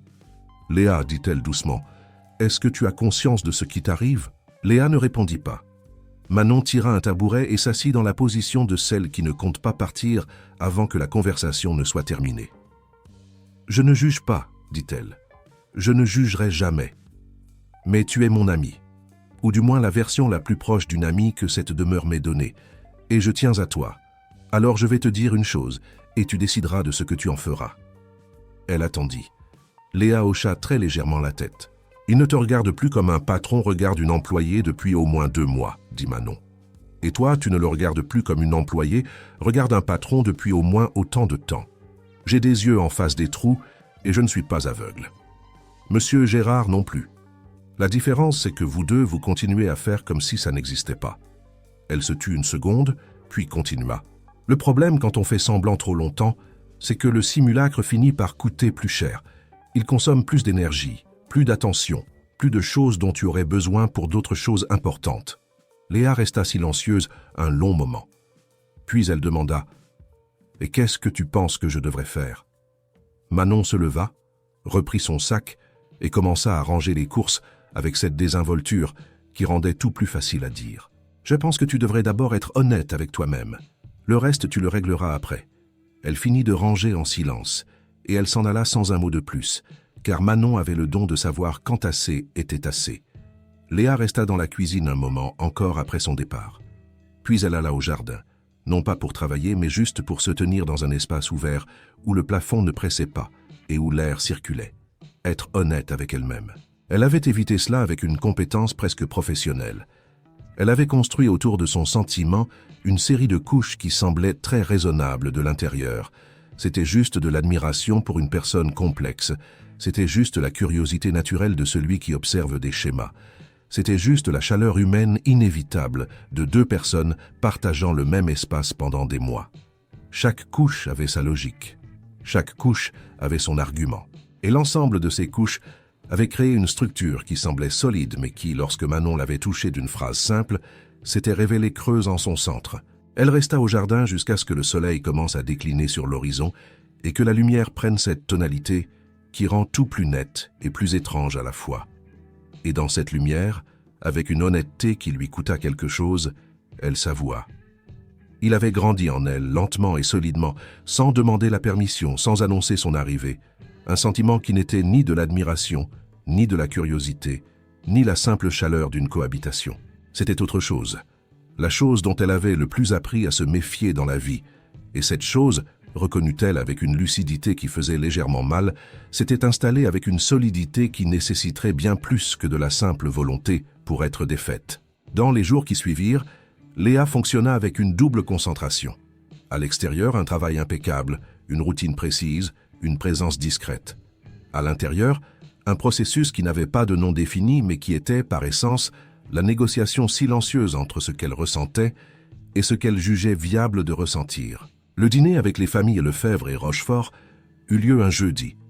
Léa travailla tout l'après-midi à préparer la maison avec Manon, supervisant l'organisation de la table, vérifiant chaque détail avec la rigueur que la circonstance exigeait. C'était un dîner de 6 personnes, avec ce genre de formalité feutrée que pratiquent les milieux aisés, pas trop rigide pour ne pas paraître ostentatoire, pas trop informel pour ne pas perdre la hiérarchie. Elle resta en cuisine pendant le dîner, n'en sortant que pour débarrasser les plateaux.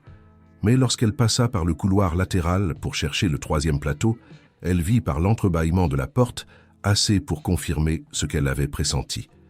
Il y avait une jeune femme blonde à côté d'Adrien à table, Camille de Rochefort sans aucun doute, magnifique de cette façon spécifique de ceux qui ont été élevés dans des circonstances facilitant la beauté. Elle parlait à Adrien avec cette aisance de celle qui n'a pas besoin de conquérir de l'espace, car l'espace lui a déjà été garanti avant son arrivée, et Adrien écoutait avec une attention polie et totalement vide de tout ce qui irait au-delà de la courtoisie sociale. Léa récupéra le plateau et retourna en cuisine. Quand les invités furent partis vers 22 heures, elle finissait de ranger la cuisine. Manon était rentrée plus tôt et Monsieur Gérard rangeait la voiture. La demeure retrouva, en quelques minutes, ce silence particulier des grandes maisons après le départ des visites. Léa essuyait les dernières pièces de vaisselle quand elle entendit des pas dans le couloir. C'étaient les pas qu'elle avait appris à identifier, ceux qui ne pressaient jamais et ne traînaient jamais. Adrien s'arrêta à l'entrée de la cuisine. Elle ne se retourna pas immédiatement. Elle continua d'essuyer la vaisselle sur le même rythme. « Ça s'est bien passé, dit-il. »« Le dîner, répondit-elle, comprenant ce qu'il voulait dire. « Oui. » Elle rangea la pièce dans le placard et prit la suivante. Il y eut un silence qui n'était pas gênant, mais qui contenait beaucoup de choses. Alors Adrien dit, et elle ne s'y attendait pas, « Merci pour le travail d'aujourd'hui. La maison était excellente. C'était différent des autres fois où il avait reconnu son travail. C'était plus direct, moins protocolaire. C'était le genre de merci qui vient d'un endroit plus réel que la simple courtoisie sociale. » Elle se retourna enfin. Il se tenait sur le seuil, les mains dans les poches, la cravate légèrement desserrée après des heures de formalité. Il y avait dans cet instant une informalité qu'elle n'avait pas l'habitude de voir chez lui, comme si l'armure était arrivée au bout de la journée et s'était légèrement entr'ouverte. Leurs regards se croisèrent, et cette fois, aucun des deux ne détourna les yeux immédiatement. Ils restèrent ainsi quelques secondes, qui furent plus denses que n'importe quelle conversation qu'ils auraient pu avoir. « De rien, » dit-elle, d'une voix qui se situait à la limite exacte entre le professionnel et l'humain. Adrien hocha la tête. Il resta encore une seconde, puis il s'en alla dans le couloir sombre sans dire un mot de plus. Léa resta la pièce de vaisselle à la main, immobile, écoutant ses pas monter l'escalier. Il y avait quelque chose qui arrivait. Elle ne savait pas exactement quoi. Elle ne savait pas quand cela arriverait. Elle ne savait pas quelle forme cela prendrait. Mais de la même façon qu'elle savait voir la maladie sur une plante, avant qu'elle ne se montre en surface, elle savait qu'il y avait quelque chose qui se formait dans cet espace entre elle et Adrien de Valmont. Quelque chose qui n'avait pas encore de nom, mais qui utilisait le temps pour prendre forme avec une patience que ni l'un ni l'autre ne contrôlait. Elle éteignit la lumière de la cuisine et retourna dans sa petite chambre. Et cette nuit-là, pour la première fois depuis longtemps, elle n'eut pas besoin de son carnet pour comprendre ce qu'elle ressentait. Ce qu'elle ressentait était assez clair pour exister sans avoir besoin de mots. Et cette clarté, contrairement à ce qu'elle avait craint, ne l'effrayait pas autant qu'elle l'avait redouté. Elle l'effrayait, certes, mais d'une manière différente. La peur de celui qui est au début de quelque chose, pas à la fin.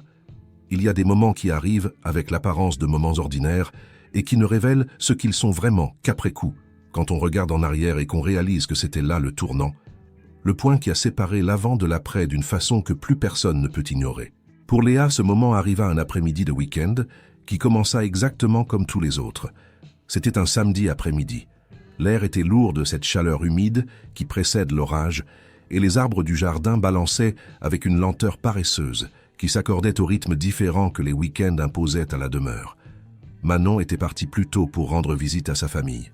Monsieur Gérard était au fond de la propriété pour un entretien au cellier qu'il avait promis la semaine précédente. Adrien avait mentionné, dans une information transmise à Léa de façon pratique, qu'il sortirait pour une réunion à 15 heures. Il était presque 18 heures quand elle réalisa que la réunion avait duré moins longtemps que prévu.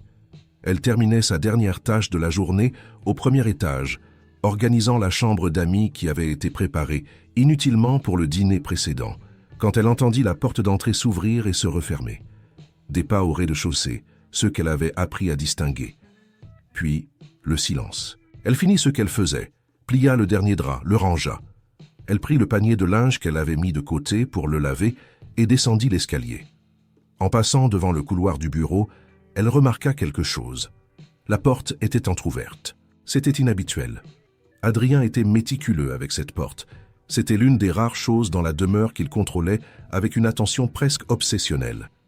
La porte du bureau restait fermée quand il y était et quand il n'y était pas. La voir entr'ouverte ainsi, avec ce ray de lumière qui s'en échappait, semblait être une erreur dans une routine qui n'en commettait jamais. Elle s'arrêta, regarda l'entrebâillement. La logique aurait été de continuer son chemin, porter le linge à la buanderie, finir son service, aller dans sa chambre. C'étaient des choix simples que n'importe qui d'autre aurait fait automatiquement. Mais alors le vent poussa légèrement la porte, et elle vit, par l'ouverture agrandie un instant, la fenêtre du bureau battre contre le chambranle. Elle avait été laissée ouverte. Avec la chaleur et la proximité de l'orage, le vent s'était engouffré et faisait voler les papiers sur le bureau. Elle n'entra que pour fermer la fenêtre. C'était exactement sa pensée, claire, logique et totalement vraie. Fermer la fenêtre. Elle traversa le bureau d'un pas rapide, tira la fenêtre, vérifia le loquet. Fait. Elle allait se retourner pour sortir quand un son subtil attira son attention. Un papier avait glissé du bureau et se trouvait au sol, à 2 mètres de la table, comme si le vent l'avait emporté durant les minutes où la fenêtre était restée ouverte. Elle se baissa pour le ramasser. C'était la chose naturelle à faire. Cela faisait partie du travail. Et à l'instant où ses doigts touchèrent le papier, le monde bascula. Ce n'était pas un document. Ce n'était pas une note de travail, ni une liste, ni aucune des choses que le bureau d'Adrien contenait habituellement. C'était un dessin.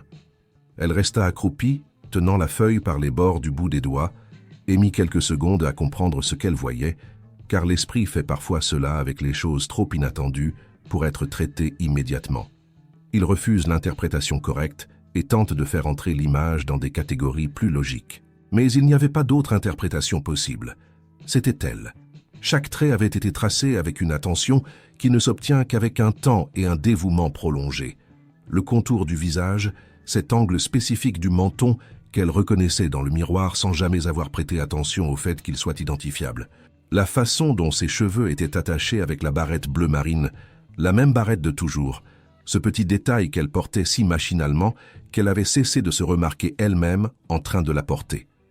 La posture, les épaules légèrement inclinées vers l'avant de la façon qu'elle adoptait lorsqu'elle était concentrée sur son travail, une posture qui n'était pas de la soumission, mais une focalisation totale. Et sur son bras gauche, presque caché par la manche de l'uniforme, une toute petite marque qu'elle portait depuis ses 12 ans, après un accident avec une grille de jardin.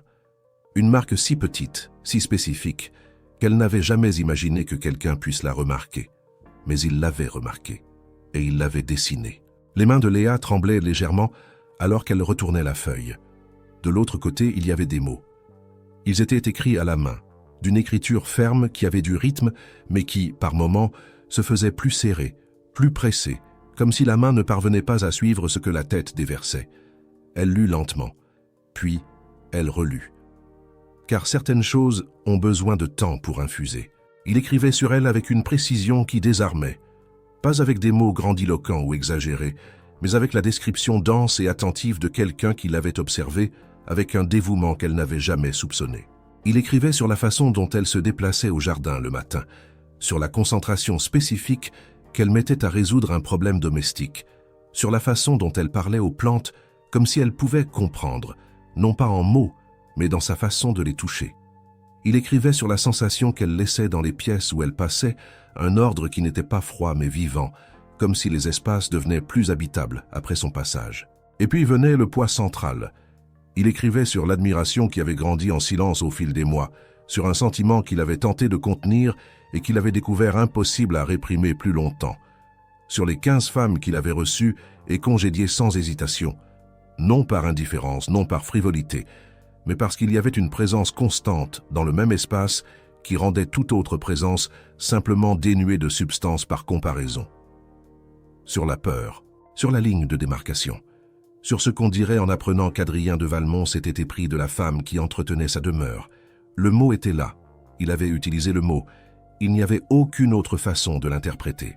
Il écrivait sur la distance entre patron et employé comme une frontière que le monde insistait pour maintenir ferme, et sur combien cette frontière semblait à la fois absolument réelle et absolument arbitraire quand il se trouvait dans la même pièce qu'elle, sur ce que les gens diraient, sur sa tante, sur ses associés, sur les familles de la ville qui suivaient la vie des Valmont comme s'il s'agissait d'un patrimoine collectif, sur le poids d'être ce qu'il était dans un lieu où tout avait un nom et une adresse sociale, et où les écarts par rapport à l'attendu avaient un coût qu'il avait appris à calculer depuis son jeune âge, et sur la peur par-dessus tout, une peur plus complexe que le simple jugement extérieur, c'était la peur de se tromper, de franchir une ligne et de blesser quelqu'un qui n'avait rien demandé d'autre qu'un travail honnête dans un environnement respectueux.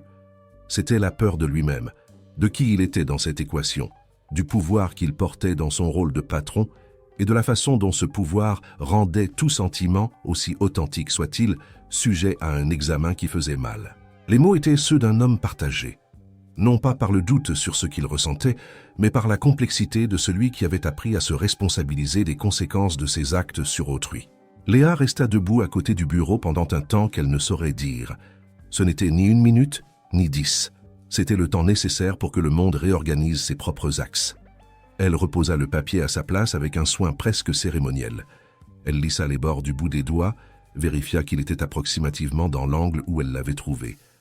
Elle prit une inspiration profonde avant de s'éloigner de la table. Elle traversa le bureau jusqu'à la porte, sortit, referma sans faire de bruit. Elle alla à la buanderie avec le panier de linge qu'elle portait encore, mit tout dans la machine, régla le programme. Elle fit tout exactement comme il le fallait, avec sa précision habituelle, comme si son corps savait qu'il avait besoin de quelque chose de concret à faire pendant que sa tête traitait ce qu'elle venait de découvrir. Puis elle alla au jardin. Elle resta debout près du massif qu'elle avait soigné des semaines auparavant, celui-là même qu'Adrien avait contemplé cette nuit-là. Le soleil était bas maintenant, et la lumière qui filtrait à travers les arbres était cette lumière dorée et longue qui rend les ombres très étirées et très claires à la fois. Elle fixa le massif sans vraiment voir la plante. Elle voyait les mots, et elle se voyait dans les mots. Non pas le reflet qu'elle avait construit, l'employée compétente et invisible, mais quelque chose de plus réel, de plus entier. Elle se voyait comme quelqu'un l'avait vue avec une attention qu'elle n'avait jamais soupçonné mériter. Non pas comme un statut, non pas comme un rôle, mais comme une personne, comme une présence, comme la somme de tout ce qu'elle portait depuis l'enfance. L'effort, la sensibilité, la peur, la détermination, la barrette bleue dans ses cheveux qu'elle ne savait même plus qu'elle portait. Elle voyait le miroir. Et dans le miroir, avec une clarté à la fois effrayante et libératrice, elle reconnaissait qu'elle aussi avait faim. Elle aussi avait construit autour de ce qu'elle ressentait une structure de noms qui n'étaient pas les bons. Admiration, curiosité, chaleur de cohabitation.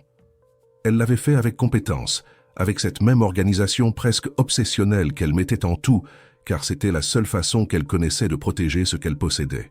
Mais les mots de cette feuille avaient traversé la structure comme si elle était de papier, parce qu'elle l'était.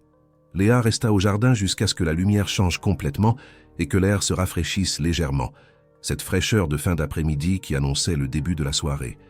Et dans cet espace de réflexion, de ressenti, d'être enfin honnête avec l'honnêteté que Manon lui avait demandée, elle arriva à une conclusion simple à formuler, mais terriblement difficile à exécuter. Il y avait 2 choix. Premier, continuer à feindre de n'avoir pas trouvé ce papier, continuer la routine, continuer d'être presque invisible, jusqu'à ce que le poids du simulacre des 2 côtés crée une distance qu'aucune cohabitation sous le même toit ne pourrait franchir. Second, faire quelque chose. Et faire quelque chose, elle le savait, était le genre de chose qui ne peut être défait. C'était le genre de choix qui change la forme du chemin et qui est sans retour. Elle entra par la porte de service, alla dans sa petite chambre et resta immobile devant la commode quelques minutes, regardant le petit miroir posé dessus. Le reflet lui renvoya l'image habituelle. Uniforme, cheveux attachés, des yeux qui en avaient assez vu pour savoir quand quelque chose était réel. Elle prit le bloc de papier qui était dans le tiroir de la commode. Elle prit un stylo. Elle resta immobile un instant. Elle avait le stylo en main, sur le papier la possibilité d'un mot. Et entre les deux, il y avait toutes ces années à apprendre que trop désirer finissait par une perte. Il y avait la voix de l'enfance, le père parti, la mère qui avait tenu bon, le choix silencieux de protéger son cœur. Mais il y avait aussi ces mots dans le bureau, et il y avait ce qu'elle avait reconnu au jardin à la lumière de la fin du jour, que le simulacre coûtait désormais plus cher que la peur. Elle écrivit d'une écriture ferme. Elle plia le papier. Aucun tremblement. La décision était prise. Elle garda le billet en main quelques secondes, sentant le poids infime d'un papier qui portait quelque chose de bien plus grand que lui. Puis, elle le glissa dans la poche de son tablier avec le même geste qu'elle aurait eu pour ranger n'importe quoi à sa place. Demain, pendant le travail du matin, au moment opportun, le papier irait sur le bureau. Elle ne savait pas ce qui viendrait après. Elle ne savait pas s'il irait. Elle ne savait pas ce qu'il dirait s'il y allait. Elle ne savait pas quelle forme cela prendrait dans le monde concret des choses qui existent au-delà des papiers et des murs, d'une demeure immense et silencieuse. Elle ne savait pas si la distance entre patron et employé était du genre que l'on peut franchir sans que le monde ne s'écroule autour. Mais elle savait que continuer à feindre était une façon de renoncer à quelque chose qui méritait mieux que le renoncement. Et Léa Morel avait appris de sa mère que renoncer à soi-même n'avait jamais été une option. Elle éteignit la lumière de sa chambre, et elle dormit, pour la première fois depuis longtemps, sans le poids spécifique de celle qui porte quelque chose qu'elle n'a pas admis porter. Le lendemain matin, la demeure s'éveilla comme toujours. Le café, les oiseaux, les pas dans le couloir du premier étage à 7h moins 10. Elle se leva, se prépara, attacha ses cheveux avec la barrette bleue. Elle mit son tablier. Elle vérifia sa poche. Le papier était là. Elle descendit à la cuisine, prit son café avec Manon sans rien dire de rien, et à 9h, sachant qu'Adrien était sur la terrasse arrière pour un appel qui avait lieu chaque lundi à cette heure-là, elle entra dans le bureau sous prétexte de ramasser les tasses de la veille. D'un mouvement naturel, presque chirurgical, elle glissa le billet entre les feuilles sur le bureau.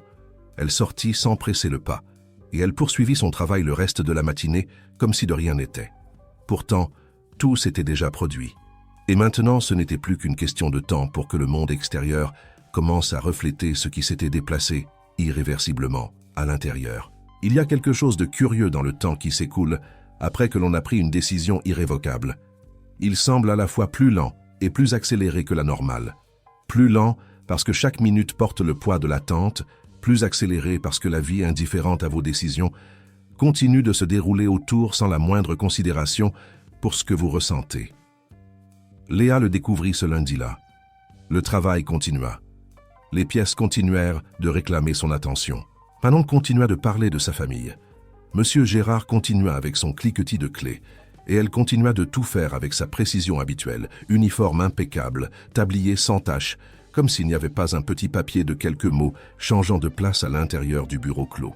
Mais sous toute cette normalité, son cœur battait sur un autre rythme. Elle ne savait pas quand Adrien trouverait le billet. Cela pouvait être dans quelques minutes ou dans des heures.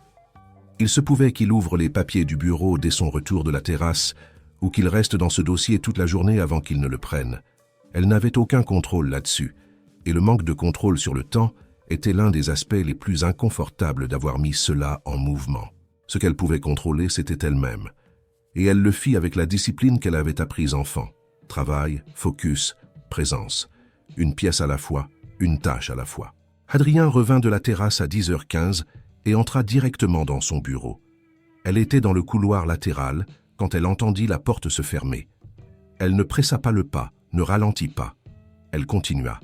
Elle passa le reste de la matinée sans que rien de visible ne change. À l'heure du déjeuner, Adrien ne descendit pas à la cuisine comme c'était son habitude.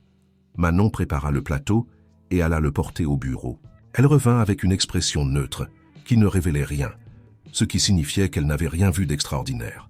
Léa déjeuna à la cuisine avec un calme qui était le résultat direct de l'effort d'être calme, ce qui n'est pas tout à fait la même chose que d'être calme pour de vrai. L'après-midi, elle travailla au jardin. La chaleur était pesante, ce genre de chaleur stagnante sans aucun vent pour l'alléger et qui fait que chaque mouvement coûte un peu plus que la normale. Elle travailla lentement, vérifia chaque massif, ameublit la terre là où c'était nécessaire, inspecta les plantes avec ce regard qui cherchait des signes avant qu'ils ne deviennent évidents. C'était une façon d'être présente d'une manière qui n'exigeait pas de penser aux choses qu'elle ne pouvait résoudre avant le soir. L'après-midi passa. Vers 17 heures, alors qu'elle rangeait ses outils dans le cellier, elle entendit des pas. Pas ceux de M. Gérard ni ceux de Manon, les autres. Adrien était sur le perron de l'entrée, la regardant. Elle resta immobile à une dizaine de mètres, son panier d'outils à la main, et l'échange de regards dura plus longtemps que n'importe quel autre auparavant. Il y avait quelque chose de différent dans son expression, non plus sa neutralité habituelle, non plus l'effort de se contenir. C'était quelque chose de plus honnête que cela, de plus exposé, comme quelqu'un qui avait décidé de cesser de retenir une chose pendant un temps déterminé. Hal dit d'une voix qui avait le soin de celui qui choisit chaque mot, « Je l'ai trouvé ». Elle hocha légèrement la tête, sans surprise feinte, sans mise en scène. Il resta immobile un instant, comme s'il traitait une information allant au-delà des mots qu'il venait de prononcer. Puis il dit « C'est entendu ». 2 mots. « C'est entendu ». Qui pouvait signifier beaucoup de choses, mais qui, dans le contexte de ce regard, de cette posture légèrement différente, de ce moment précis, signifiait une chose qu'elle comprit sans besoin de traduction. Elle hocha la tête à nouveau. Adrien rentra. Léa resta son panier à la main, fixant le portail clos, et réalisa qu'elle souriait sans avoir perçu quand elle avait commencé. Ce soir-là, elle mit beaucoup de temps à choisir sa tenue. Non pas qu'elle n'ait rien à se mettre, mais parce qu'elle voulait choisir avec soin. Elle voulait être elle-même de façon délibérée, non pas la Léa de l'uniforme et du tablier, mais la Léa qui avait grandi au-delà de ce rôle. Elle choisit une robe simple de couleur boisée qu'elle avait achetée des mois auparavant en solde et qui était restée dans sa valise sans aucune occasion d'être portée. Elle laissa ses cheveux détachés, ceux qui restaient normalement prisonniers de la barrette bleue, et ils tombèrent sur ses épaules avec une légèreté qu'elle avait oublié posséder. Elle se vérifia dans le petit miroir de la commode.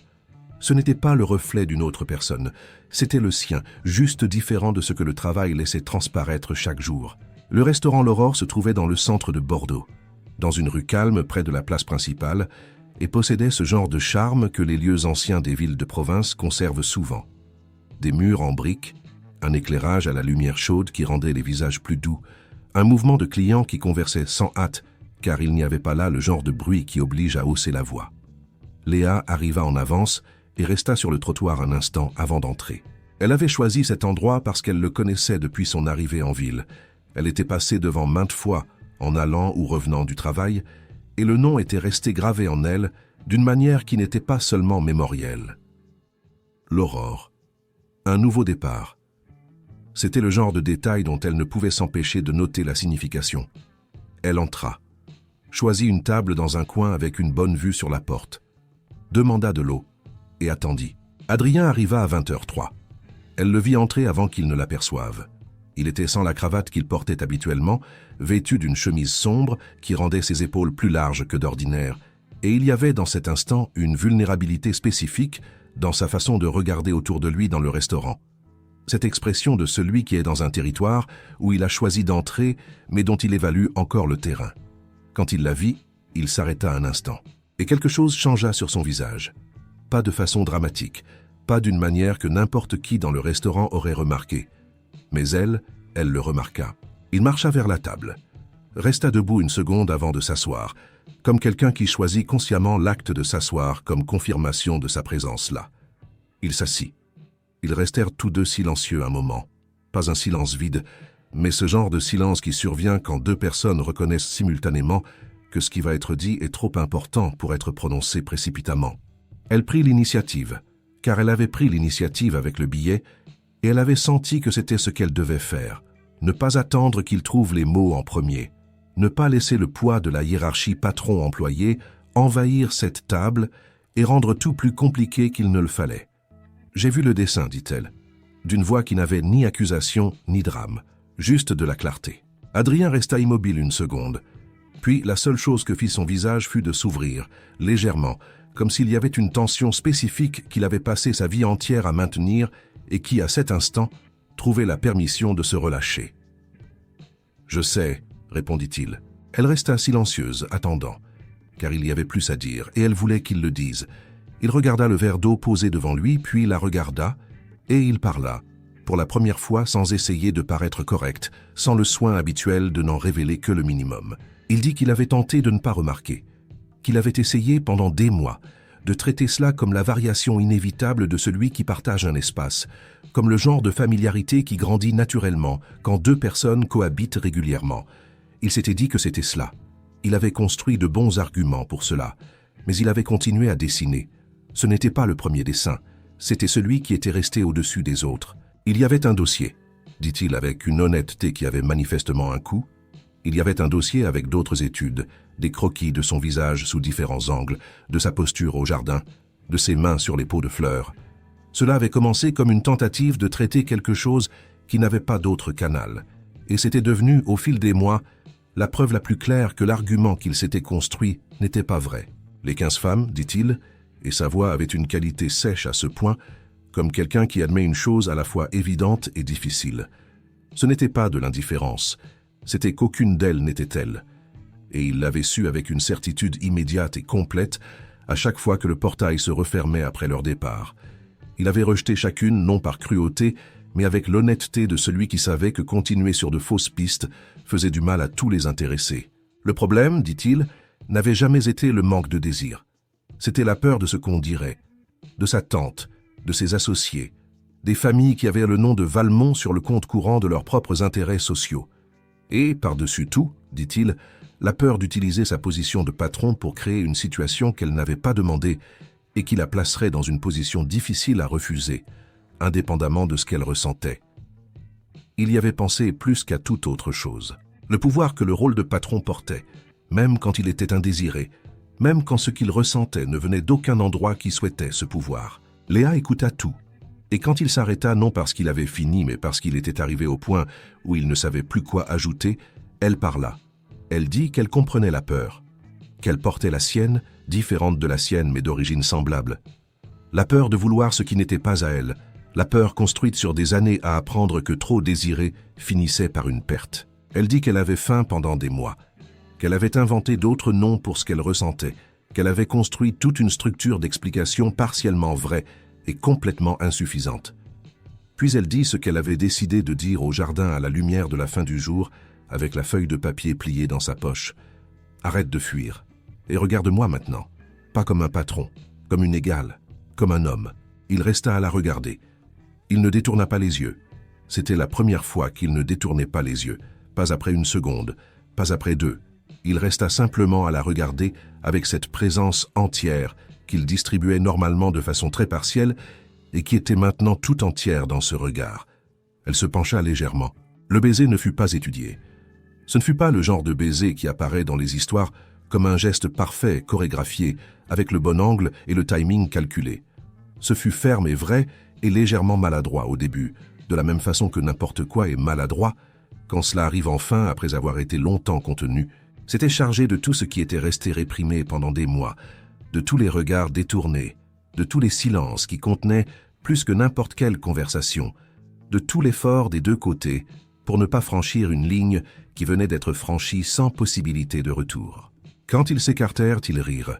Ce n'était pas un rire grand ou dramatique, c'était ce rire nerveux et légèrement enfantin de celui qui admet enfin une chose qu'il avait tenté de cacher trop longtemps, ce rire qui a honte de lui-même, mais ne peut s'arrêter. Et dans ce rire, il y avait quelque chose que les deux sentiments sérieux et pesants des derniers mois n'avaient pas laissé de place pour arriver. De la légèreté. Ils restèrent au restaurant plus de 2 heures. Ils discutèrent comme deux personnes qui avaient été dans le même espace pendant des mois, mais qui n'avaient jamais vraiment discuté, car l'espace avait toujours imposé un script prédéterminé pour l'interaction. Maintenant, il n'y avait plus de script. Il y avait juste 2 adultes à une table à la lumière chaude, apprenant ce qu'était chacun hors des rôles que le quotidien avait fixés. Il découvrit qu'elle avait lu tous les livres qu'elle avait identifiés sur l'étagère du bureau. Pas tous, mais beaucoup, empruntés à la bibliothèque municipale ou achetés chez des bouquinistes au fil des ans. Elle découvrit qu'il jouait du piano depuis ses 12 ans, pas bien, dit-il, mais avec goût, et qu'il y avait un piano dans le salon de musique au premier étage que Léa avait poli des dizaines de fois sans jamais l'avoir entendu sonner. Ils sortirent du restaurant à 22h40. Sur le trottoir, avec l'air plus frais de la nuit et la place au fond tranquille avec ses quelques couples et familles, il la regarda un instant avant de demander « Et maintenant ?» Elle resta quelques secondes à réfléchir à la question, non pas pour ne pas connaître la réponse, mais pour donner à la réponse l'espace qu'elle méritait. « Maintenant, on voit ce que c'est, dit-elle, un jour après l'autre, sans hâte et sans feindre que ça n'existe pas. » Il hocha la tête. Et il y avait dans son hochement quelque chose de très différent de tous les autres hochements qu'elle avait vus chez lui au cours des mois de cohabitation. Celui-ci contenait un choix, pas un protocole, pas une courtoisie, le choix délibéré de quelqu'un qui avait décidé de cesser de fuir. Il la raccompagna jusqu'à la voiture qu'il avait appelée, resta debout sur le trottoir pendant qu'elle montait, et avant de fermer la porte, il dit d'une voix qui avait la qualité spécifique des choses dites pour la première fois « Merci de n'avoir pas faim que le papier n'était pas là. » Elle sourit, ferma la porte. La voiture démarra dans la rue calme du centre de Bordeaux et elle regarda par la fenêtre la façade du restaurant L'Aurore qui s'amenuisait à mesure que la voiture s'éloignait, ses murs de briques et cette lumière chaude qui avait été le décor du moment séparant un avant d'un après. L'Aurore. Un nouveau départ. Elle avait appris à se méfier des départs au cours de sa vie, car tout départ contenait la possibilité d'une fin qui pouvait faire mal. Mais cette fois, contrairement aux autres, la méfiance avait de la concurrence. Il y avait aussi ce qu'elle avait ressenti dans ce baiser, dans ce rire légèrement enfantin, dans ces 2 heures de conversation qui avaient révélé qu'il y avait bien plus à découvrir que des mois de cohabitation silencieuse n'avaient pu le montrer. Il y avait aussi de l'espoir. Et l'espoir, réalisa-t-elle alors que la voiture tournait le coin et que le restaurant disparaissait de la fenêtre, était une chose bien plus difficile à ignorer que la peur. Construire quelque chose de l'intérieur vers l'extérieur est différent de construire de la façade vers l'intérieur. La plupart des constructions qui durent sont les premières. Elles commencent par ce qui est le plus difficile à voir, par les fondations que personne ne photographie mais qui soutiennent tout, et elles arrivent à la surface lentement, à mesure que ce qui est en dessous se stabilise. Léa et Adrien construisirent de cette façon, non parce qu'ils étaient plus sages que d'autres, mais parce que les circonstances qui avaient créé ce qu'ils ressentaient étaient de l'intérieur vers l'extérieur depuis le début, construites en des mois de cohabitation silencieuse, d'attention mutuelle déguisée, de sentiments croissants sous des routines qui ne laissaient pas d'espace pour être nommés. Le matin suivant le restaurant, tout dans la demeure était à la fois identique et complètement différent. Le café sentait pareil. Les oiseaux du jardin faisaient le même son. La lumière du matin entrait par les fenêtres avec le même angle oblique qu'elle avait appris à aimer. Et Adrien apparut à la cuisine à 7h40 comme d'habitude pour prendre son café avant de monter au bureau. Mais cette fois, quand il passa devant Léa qui organisait les plateaux près du comptoir, il s'arrêta. « Bonjour », dit-il. Ce n'était pas la première fois qu'il disait bonjour. Mais il y avait quelque chose dans le ton, quelque chose de légèrement différent, qui transformait une convention sociale en un geste choisi. « Bonjour », répondit-elle. Il prit son café et alla au bureau. Rien d'extraordinaire ne s'était produit, mesuré en mots. Mais Manon, qui finissait de trier les courses à l'autre bout de la cuisine, resta immobile 1 seconde après le départ d'Adrien, regarda Léa avec une expression mêlant sagesse et satisfaction silencieuse et retourna à ses courses sans rien dire. Parfois, les personnes les plus proches savent quand quelque chose a changé avant même de recevoir la moindre information. C'est un talent de ceux qui prêtent attention. Les premiers rendez-vous eurent lieu hors de la demeure, par décision des 2, non parce qu'il y avait de la honte à ceux qui grandissaient, mais parce qu'il y avait une reconnaissance mutuelle, que l'espace de la demeure portait trop de poids de rôle social et que, pour que tous 2 puissent se connaître tels qu'ils étaient, et non comme les fonctions qu'ils occupaient dans cet espace, ils avaient besoin d'autres lieux. Ils allèrent dans le centre de Bordeaux un samedi après-midi, sans destination définie, marchant dans des rues qu'elle connaissait déjà et qu'il avait cessé de percevoir car la voiture l'emmenait toujours d'un point à un autre sans espace pour les détails des trottoirs. Elle lui montra la boulangerie où elle achetait des chouquettes les matins de congé, le kiosque à journaux avec le monsieur à la moustache blanche qui connaissait le nom de tous ses clients, la place avec la fontaine où les enfants du quartier jouaient à l'après-midi. C'était un Bordeaux différent de celui qu'il connaissait, vu sous l'angle de celui qui vivait la ville au rythme du sol, pas de la voiture. Et il y avait une qualité dans cette vision qui le frappa d'une manière qu'il n'attendait pas. Il y avait de la beauté dans des détails qu'il avait passé des années à survoler sans voir. Elle, de son côté, découvrit des couches d'Adrien de Valmont que la demeure n'avait pas permis de révéler. C'était un homme qui riait avec facilité quand il était hors de son rôle de responsable de tout, qui posait des questions avec une curiosité sincère sur les choses qu'il ne connaissait pas, qui avait des opinions fermes sur certaines choses et une réelle ouverture à la révision sur d'autres. C'était un homme qui avait appris à être sérieux par nécessité et qui avait oublié, en chemin, que sérieux et légèreté pouvaient coexister. Elle l'aida à s'en souvenir, non de façon délibérée, juste en étant comme elle était. Le piano, qui était resté silencieux dans le salon de musique au premier étage pendant des mois, commença à sonner un dimanche après-midi. Elle était au jardin quand elle entendit les premières notes arriver par la fenêtre ouverte. Elle s'arrêta dans ce qu'elle faisait, resta à écouter. La musique n'était pas parfaite. Il y avait des hésitations dans certains accords, des moments où les mains cherchaient visiblement leur chemin avant de le trouver. Mais il y avait quelque chose dans cette imperfection qui était plus honnête que n'importe quelle exécution technique. C'était quelqu'un jouant pour soi, sans audience, sans attente de jugement. Elle y alla. Elle frappa doucement à la porte ouverte du salon de musique. Il était de dos, concentré, et ne s'arrêta pas quand il entendit frapper. Il leva seulement légèrement la tête, signe qu'il avait entendu, et continua. Elle s'assit dans un fauteuil près de la fenêtre et resta à écouter.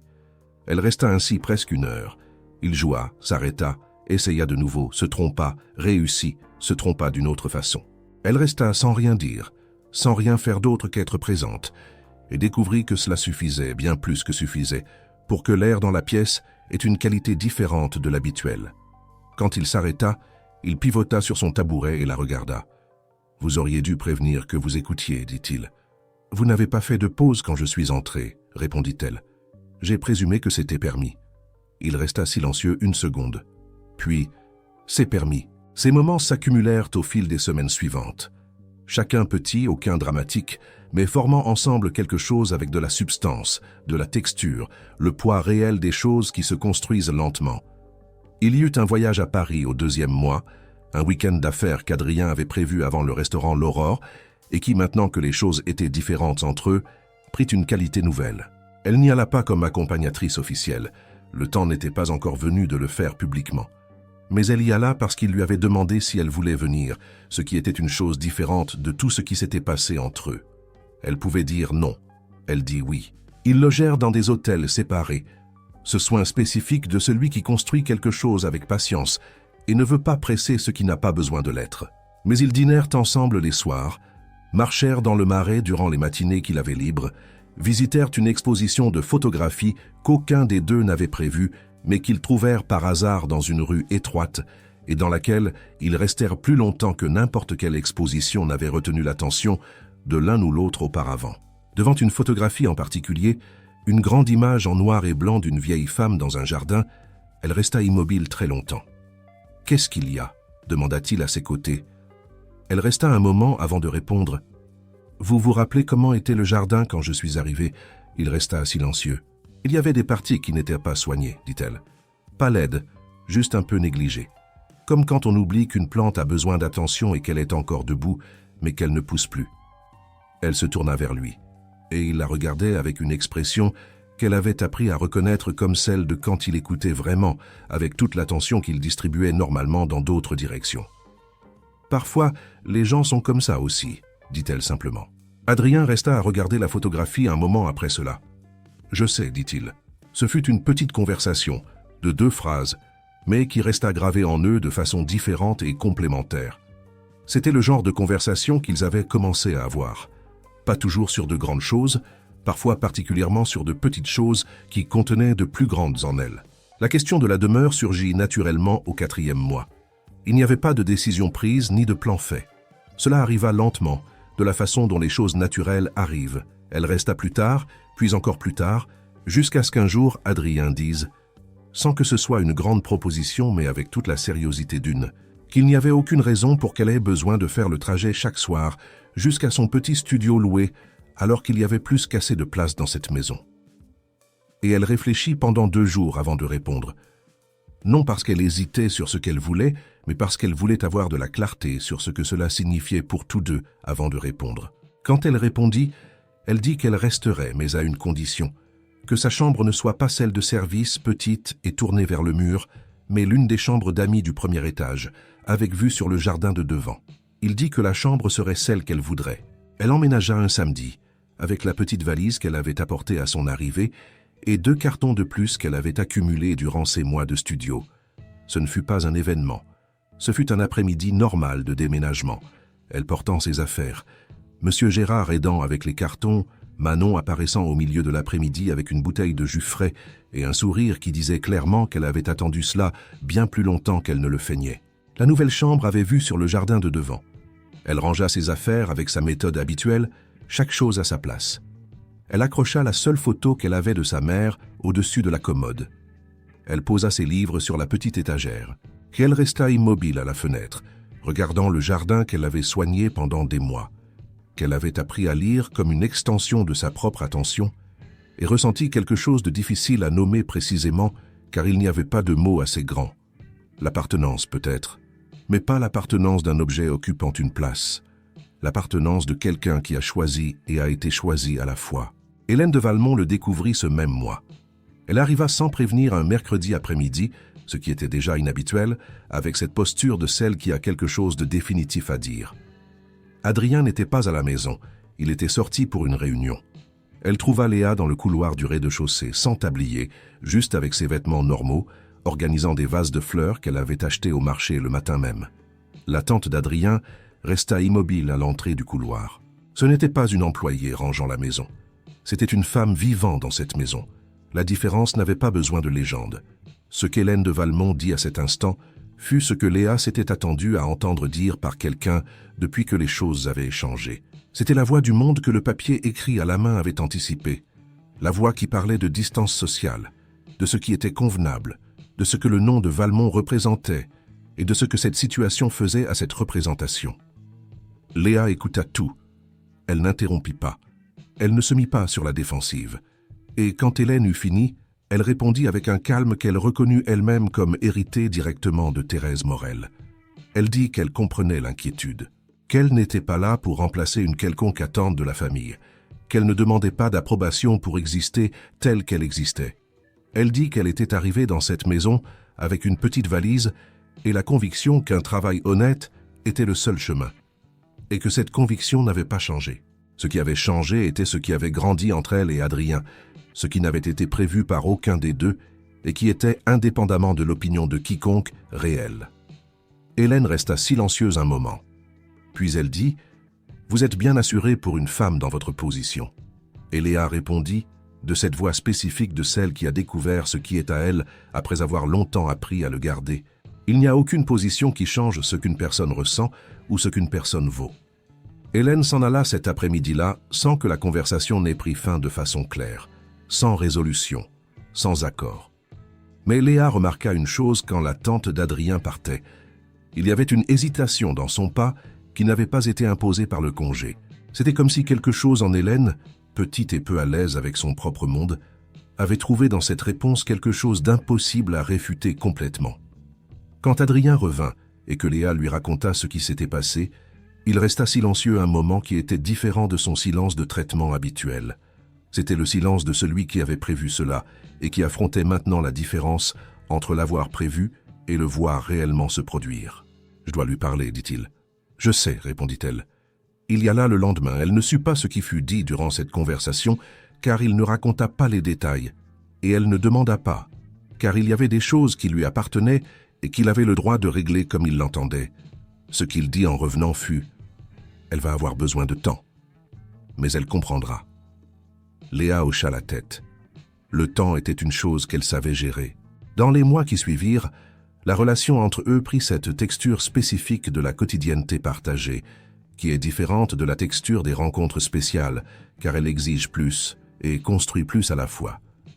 Ils apprirent à partager l'espace du matin, qui était un espace délicat que chacun avait habité seul pendant si longtemps qu'il avait ses propres habitudes, ses propres rituels, ses propres silences. Ils apprirent qu'il y avait des façons d'être en silence ensemble, qui étaient complètement différentes d'être seuls, qu'il y avait un silence partagé qui n'était pas vide, mais plein de présence. Il y eut aussi les petits conflits, inévitables, ceux qui naissent de la différence entre deux façons de voir qui ne coïncident jamais à 100%. Adrien avait tendance à clore les choses avant de les discuter, à résoudre intérieurement avant d'extérioriser, et cela créait parfois des situations où Léa se trouvait à l'écart de décisions qui l'affectaient. Elle le disait. Il écoutait. Il ne changeait pas toujours immédiatement, mais il écoutait avec cette attention réelle qui était l'un des traits qu'elle avait appris à valoriser chez lui. Et Léa avait la tendance opposée. Tout résoudre avant que cela ne grandisse, affronter avant que cela ne devienne important, ce qui parfois pressait avant que le problème n'ait eu le temps de se définir complètement. Il le disait. Elle écoutait. Et parfois il avait raison. Parfois elle avait raison. Et parfois ils avaient raison tous les deux de façon qui ne s'excluait pas. C'était la construction réelle, pas la version glamour des histoires, mais la version concrète. Deux adultes apprenant à vivre ensemble dans un espace qui avait été pour chacun tel qu'il était, pour des raisons remontant bien avant leur rencontre. Thérèse vint en visite un après-midi du mois suivant. Léa avait différé cette rencontre non par honte, mais par soin, car elle voulait que ce soit au bon moment, quand il y aurait assez de substance dans ce qu'elle construisait pour que sa mère puisse le voir. Thérèse Morel arriva par le quart, avec un sac en tissu floral à la main, portant sa robe bleue qui était sa meilleure, et resta immobile devant le portail de la demeure, avec une expression que Léa reconnut. C'était la même qu'elle avait eue des mois auparavant, celle de qui se trouve à la frontière entre deux mondes et traite le poids de ce que représente sa traversée. Adrien les reçut dans le grand salon. Thérèse était une femme de 52 ans qui avait passé sa vie entière à laver le linge d'autres personnes, sans jamais avoir senti que cela diminuait qui elle était, car la dignité pour elle ne venait pas de ce que la vie lui avait donné, mais de ce qu'elle avait fait avec ce qu'elle avait. Elle salua Adrien avec une sériosité qui était du respect mutuel, pas de la déférence, et resta debout un moment à le regarder comme qui évalue non pas l'homme riche, mais l'homme. Adrien la traita comme ce qu'elle était, la mère de Léa, qui était l'une des personnes les plus importantes du monde de Léa, et donc quelqu'un méritant l'attention la plus soignée qu'il puisse offrir. Léa, observant les deux depuis son fauteuil, ressentit quelque chose qu'elle n'avait pas ressenti depuis longtemps. La sensation que deux mondes que la vie avait maintenus séparés occupaient le même espace sans qu'aucun d'eux n'ait besoin de diminuer pour y tenir. À l'heure du dîner, Thérèse mangea avec cette appréciation honnête de qui n'a pas besoin de feindre d'être différent de ce qu'il est, loua ce qui était bon, posa des questions sur ce qui avait été fait, et à la fin de la soirée, quand Léa l'accompagna jusqu'au portail pour attendre la voiture qui la ramènerait, elle resta silencieuse un moment avant de parler. « Il te voit », dit Thérèse simplement. Léa resta silencieuse. « Vraiment ?» continua sa mère. « Pas le statut, pas l'uniforme, pas ce qui convient, il te voit. C'est rare. » Léa hocha la tête, avec une boule dans la gorge qu'elle préféra ne pas tenter de résoudre par des mots. Thérèse monta dans la voiture et s'en alla dans la rue sombre et tranquille. Léa resta immobile au portail quelques minutes après que la voiture eut tourné le coin. Le jardin était à sa droite, ces massifs dont elle avait pris soin pendant des mois, la plante qu'elle avait sauvée du champignon au début, les fleurs qui avaient fleuri au bon rythme grâce à l'attention portée au bon moment. Il y avait quelque chose de circulaire là-dedans, une symétrie que la vie présentait rarement de façon aussi nette. Elle était arrivée dans cette demeure avec une petite valise et la peur de trop désirer ce qui ne lui appartenait pas. Et elle restait, non parce qu'elle avait conquis quelque chose de l'extérieur, parce qu'elle avait, enfin, cessé de traiter son propre cœur comme le seul bien qui ne pouvait être partagé. Il y a un point dans les histoires qui durent où l'on réalise que l'on n'est plus en train de construire, on habite. Non pas que la construction s'arrête, car les choses de valeur ont toujours besoin d'une attention continue, mais il y a un moment où ce qui a été construit gagne son propre poids, des racines qui vont plus profond que ce que le quotidien peut atteindre, et l'on réalise que ce qui existe entre soi et l'autre personne ne dépend plus de l'effort d'exister. Cela existe parce que c'est devenu une partie de ce que l'on est. Léa arriva à ce point par une matinée ordinaire d'un jour qui n'avait aucun événement spécial de marqué. Elle était au jardin de devant, vérifiant les massifs avec son attention habituelle, quand elle réalisa qu'elle avait cessé de penser au jardin comme à un travail depuis longtemps. C'était plus comme une conversation. Il y avait ce langage spécifique entre celui qui soigne et ce qui est soigné, qui n'a pas de mots mais qui a du rythme de la réponse, le plaisir particulier de voir quelque chose pousser à la place et sous la forme voulue parce que quelqu'un avait prêté attention au bon moment. Adrien apparut sur le perron à 8h10 avec son café et resta à ses côtés quelques minutes sans qu'aucun des deux ne ressente le besoin de dire quoi que ce soit. C'était le genre de silence qui n'existe qu'entre des personnes ayant appris à partager le temps sans avoir besoin de le remplir. Puis il alla au bureau. Elle retourna à son massif. C'était une matinée égale à beaucoup d'autres qui étaient devenues ce qu'elles étaient ensemble. Le 12e mois apporta un changement qu'aucun des deux n'avait planifié, mais qui, lorsqu'il arriva, sembla inévitable de la façon dont les choses inévitables le paraissent après s'être produites. Adrien avait un conseil d'associés qui se réunissait trimestriellement pour réviser les stratégies des affaires, et il y avait une réunion spécifique de ce conseil qu'il reportait depuis des semaines, pour des raisons qu'il disait être d'agenda, mais qu'elle avait appris à reconnaître comme de la résistance. Elle ne posa pas de questions directes, elle attendit le moment où il aurait besoin de le dire, ce qui fut un soir après le dîner, quand il resta plus silencieux qu'à l'accoutumée. Quand elle demanda avec cette façon directe qu'elle ne retenait plus, il le dit. Deux des associés les plus anciens avaient commenté le changement de situation entre eux deux. Pas de façon hostile, mais avec le poids spécifique de personnes détenant une partie de l'entreprise, et considérant que ce qui concernait la vie de l'associé principal concernait aussi, d'une certaine façon, l'ensemble. Il y avait une réunion où cela devrait être affronté, et ils l'avaient évité car ils ne savaient pas exactement comment nommer ce qu'ils avaient. Léa resta silencieuse un moment après qu'il eut dit cela. Puis elle demanda « Qu'est-ce que tu veux que ce soit ?» Il la regarda. « Pas ce que c'est maintenant, dit-elle. Ce que tu veux que ce soit. » Adrien resta silencieux pendant un temps qui était différent de son silence de traitement habituel. C'était un silence plus interne, plus long, comme celui de quelqu'un arrivant à une réponse qu'il savait exister, mais qu'il avait cessé de vérifier, car vérifier signifiait devoir en faire quelque chose. Quand il parla, sa voix avait cette qualité spécifique des choses dites pour la deuxième fois, après des années passées à être pensées en silence. « Je veux que ce soit permanent, dit-il. Je veux construire cela pour toujours, si tu veux la même chose. » Il y avait une simplicité là-dedans qui était plus précise que n'importe quelle construction élaborée. Ce n'était pas une proposition au sens dramatique, avec décors préparés et surprises calculées. C'étaient deux adultes dans une conversation honnête, arrivant à la même conclusion par des chemins différents, et l'un d'eux disant à voix haute ce que tous deux savaient depuis assez longtemps. Elle dit qu'elle voulait la même chose, sans hésitation, sans la vieille peur, avec la clarté de quelqu'un qui est arrivé à sa propre réponse par le long chemin et sait exactement ce qu'elle signifie parce qu'il a payé chaque kilomètre pour être là. La réunion avec les associés eut lieu 10 jours plus tard. Adrien y alla avec cette posture qu'elle avait appris à reconnaître comme celle de quand il avait décidé quelque chose de façon irrévocable, les épaules un peu plus droites que d'habitude, la voix un ton plus bas que ce qu'il utilisait dans les situations de négociation, le genre de présence communiquant qu'il n'y avait pas de place pour le débat sur le fond de la question, seulement sur les détails s'ils étaient pertinents. Il revint de la réunion 3 heures plus tard et alla directement au jardin où elle se trouvait. « Comment ça s'est passé ?» demanda-t-elle. Il resta silencieux une seconde. Puis il dit « C'est fait. » Elle attendit.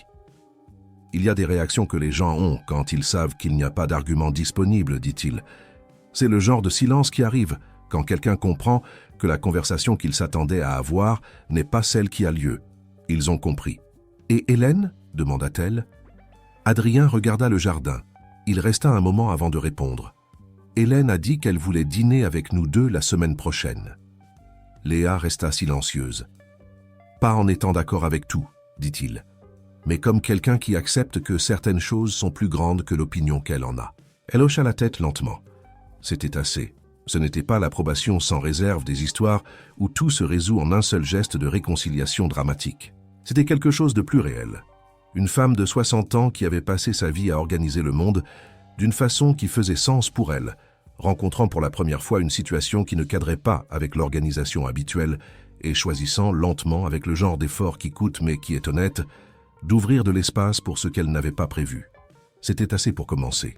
Le reste viendrait avec le temps, qui était ce qui construisait presque tout ce qui a de la valeur. Le dîner avec Hélène eut lieu un vendredi. Elle arriva avec sa ponctualité habituelle, avec cette présence qui réorganisait l'environnement, mais il y avait quelque chose de légèrement différent dans sa posture cette fois. Une tension en moins, comme de quelqu'un s'étant préparé à une conversation qu'il avait décidé d'avoir différemment des précédentes. Ils allèrent à table tous les trois. La conversation commença de façon formelle et se détendit au fil du repas avec la naturalité inévitable du temps partagé autour de la nourriture. Hélène posa des questions à Léa qui étaient réelles, pas de protocole, sur sa mère, sur son travail avant la demeure, sur ce qu'elle avait étudié. Et Léa répondit avec l'honnêteté directe qui était sa marque, sans rien cacher, sans rien gonfler, disant simplement ce qui était. À un certain moment, Hélène s'arrêta, sa fourchette au-dessus de son assiette, et dit d'une voix qui était passée par quelque chose pour arriver à ce ton: « J'ai élevé Adrien depuis qu'il avait 12 ans. J'ai perdu mon frère et ma belle-sœur le même mois, et je me suis retrouvé avec ce garçon dont je ne savais pas trop quoi faire, car je n'avais jamais eu d'enfant.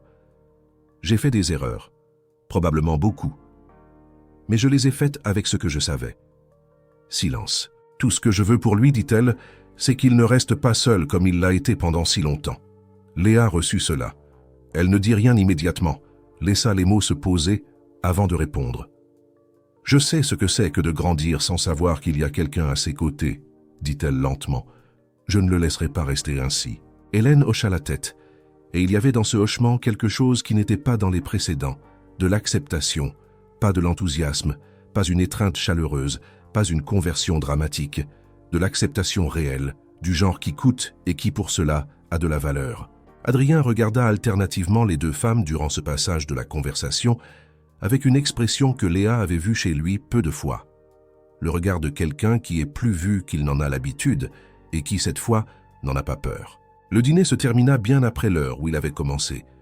Hélène s'en alla avec cette posture qui n'avait pas changé, mais qui portait maintenant quelque chose de différent à l'intérieur. Adrien resta debout à l'entrée après le départ de sa voiture, et quand il se tourna vers Léa, il y avait quelque chose sur son visage qui était plus léger que ce qu'elle avait vu chez lui depuis qu'ils se connaissaient. « Merci, dit-il. « Tu n'as pas à me remercier pour ce qui est à nous, répondit-elle. Qu'il resta silencieux un moment. Puis, avec un sourire qui arrivait aux yeux avant toute autre partie du visage, « Tu as raison. Les mois qui suivirent furent ceux de l'apprentissage de ce qu'était ce « à nous » dans la pratique quotidienne. Adrien était présent de façon qu'il avait appris qu'il devait apprendre. Dans la conversation sur ce qui se passait avant les décisions les affectant tous deux, dans l'espace qu'il créait pour qu'elle ait ses propres projets au-delà de leurs projets communs, dans la curiosité réelle sur ce qu'elle pensait de choses allant au-delà du jardin et des pièces de la demeure. Et elle était présente de façon qu'elle avait appris qu'elle devait apprendre. Dans la patience avec son rythme, quand il se fermait plus que d'habitude, dans la reconnaissance qu'il y avait des parties de lui ayant besoin de silence pour se réorganiser avant de s'ouvrir, dans la capacité à laisser certaines choses être sans avoir besoin de les résoudre avant qu'elles ne soient arrivées où elles devaient arriver. Ce n'était pas la perfection. C'était quelque chose de mieux que la perfection. C'était réel. Le mariage ne vint pas comme un événement ayant transformé ce qu'il y avait entre eux. Il vint comme la formalisation de quelque chose qui était déjà, avec cette certitude tranquille de qui n'a pas besoin d'un acte extérieur pour confirmer ce qui est déjà confirmé à l'intérieur, mais qui reconnaît que certains choix méritent d'être dits à voix haute devant les personnes qui comptent, comme le saut d'une décision prise avec courage. Ce fut par une matinée de samedi, avec le jardin fleuri et le soleil sous cet angle spécifique rendant tout plus clair que d'habitude. Petit comité. Fabien Laurent avec ce sourire de qui avait attendu cela depuis bien avant, Manon avec les yeux brillants d'une façon qu'elle feignait de ne pas avoir, Monsieur Gérard en costume sombre avec la même expression de toujours, mais avec une légèreté nouvelle sur les épaules, Hélène de Valmont arrivait plus tôt que quiconque et restait debout près de la fenêtre avec un regard qui était plus celui d'un témoin que d'une hôtesse, et Madame Thérèse Morel avec sa robe bleue qui était sa meilleure, assise au premier rang, avec une dignité n'ayant besoin d'aucune circonstance pour être présente. Quand Léa parcourut l'allée de pierre du jardin, il y eut un moment où elle put voir en même temps la demeure et le massif qu'elle avait soigné le premier mois de travail, celui où elle avait trouvé le champignon avant qu'il ne se propageât. La plante était forte maintenant, plus haute qu'à son arrivée, avec des fleurs qui n'étaient pas là au début et qui avaient poussé parce que quelqu'un avait prêté attention avant qu'il ne fût trop tard. Adrien était debout au bout du chemin, sans cravate par choix personnel, avec cette présence entière qu'il avait appris à ne pas retenir, et quand il la vit, il ne détourna pas le regard. Il ne détourna pas le regard. Il resta à la regarder avec cette attention qu'elle avait appris à reconnaître depuis le début, celle qui avait toujours été là sous tous les détournements, sous tous les silences, sous tous les regards calculés pour en révéler le minimum. L'attention de quelqu'un ayant décidé de cesser d'avoir peur de ce qu'il voyait. Elle marcha jusqu'à lui, et quand elle fut assez proche pour que seuls eux deux entendissent, il dit de cette voix qui était désormais complètement sienne, sans armure, sans soin calculé, juste sienne. « Je l'ai su dès le jour où tu as franchi le portail. » Et elle dit, de la même voix de qui est enfin arrivé là où il allait depuis toujours, « Moi aussi. » La cérémonie dura moins d'une demi-heure. Les promesses furent dites avec la sériosité de choses que l'on dit parce qu'on y croit, pas par formule. Et quand ce fut fini, et que le petit groupe éclata en applaudissements de ces personnes ayant été présentes de façon différente tout au long de cette histoire, Léa regarda autour d'elle et vit quelque chose qu'elle mit une seconde à traiter complètement. C'était là sa place. Non parce qu'elle avait conquis la demeure, non parce qu'elle était montée en grade, non parce qu'elle avait prouvé quelque chose à quelqu'un, parce qu'elle était arrivée là par le seul chemin qui la rendait sienne pour de vrai, par un travail honnête, avec courage au bon moment, avec la décision de cesser de traiter son propre cœur comme le seul bien ne pouvant être partagé. Elle était arrivée avec une petite valise et la peur de trop désirer. Et elle restait non comme une exception ni comme un secret, mais comme une partie centrale d'une vie choisie, les yeux ouverts par tous deux, ensemble, sans peur de ce que le monde dirait ou ne dirait pas. Cet après-midi-là, après que tous s'en furent allés et que la demeure fut revenue au silence qui lui appartenait, ils restèrent tous deux dans le jardin de devant. Le soleil était sous cet angle long, transformant les ombres en lignes presque horizontales sur le chemin de pierre, et les fleurs des massifs prenaient la lumière avec la générosité spécifique des choses ayant été bien soignées. Adrien était à ses côtés, regardant le jardin. « Vous voyez vraiment les plantes d'une façon que je ne pourrai jamais atteindre, dit-il. » Elle sourit. « Vous jouez du piano d'une façon que je ne pourrai jamais atteindre. » Il sourit aussi, ce sourire arrivant aux yeux avant toute autre partie du visage. Ils restèrent ainsi un temps, sans hâte, dans le silence qui était maintenant complètement différent du silence ayant existé dans cette maison auparavant, car il était habité par deux, et non plus par un seul. Et là se trouvait, dans ce qu'il y avait entre eux deux, fait de tout ce que la vie avait déposé en eux, avant qu'ils ne se rencontrassent, et de tout ce qu'ils avaient construit depuis qu'ils s'étaient rencontrés. Non pas la version parfaite d'aucune chose, mais la version vraie. Qui avait appris Léa Morel au long de 26 ans, et de tout ce que cette année et demie lui avait enseigné, la seule version qui dure vraiment. Chers auditeurs, si l'histoire de Léa et Adrien a touché votre cœur, alors vous connaissez la valeur d'une histoire qui n'a pas peur d'être vraie. Si vous n'êtes pas encore abonné à la chaîne, faites-le dès maintenant et activez la cloche pour ne manquer aucune nouvelle vidéo, car chaque semaine une histoire arrive avec la même intensité et émotion que celle-ci. Laissez un like, cela nous aide à continuer de vous apporter des récits qui captivent du début à la fin. Et dites-nous en commentaire de quelle ville vous regardez cette vidéo. Nous voulons savoir jusqu'où arrivent ces histoires que nous portons pour vous avec tant de soin. On se retrouve à la prochaine avec une histoire tout aussi inoubliable qui vous attend.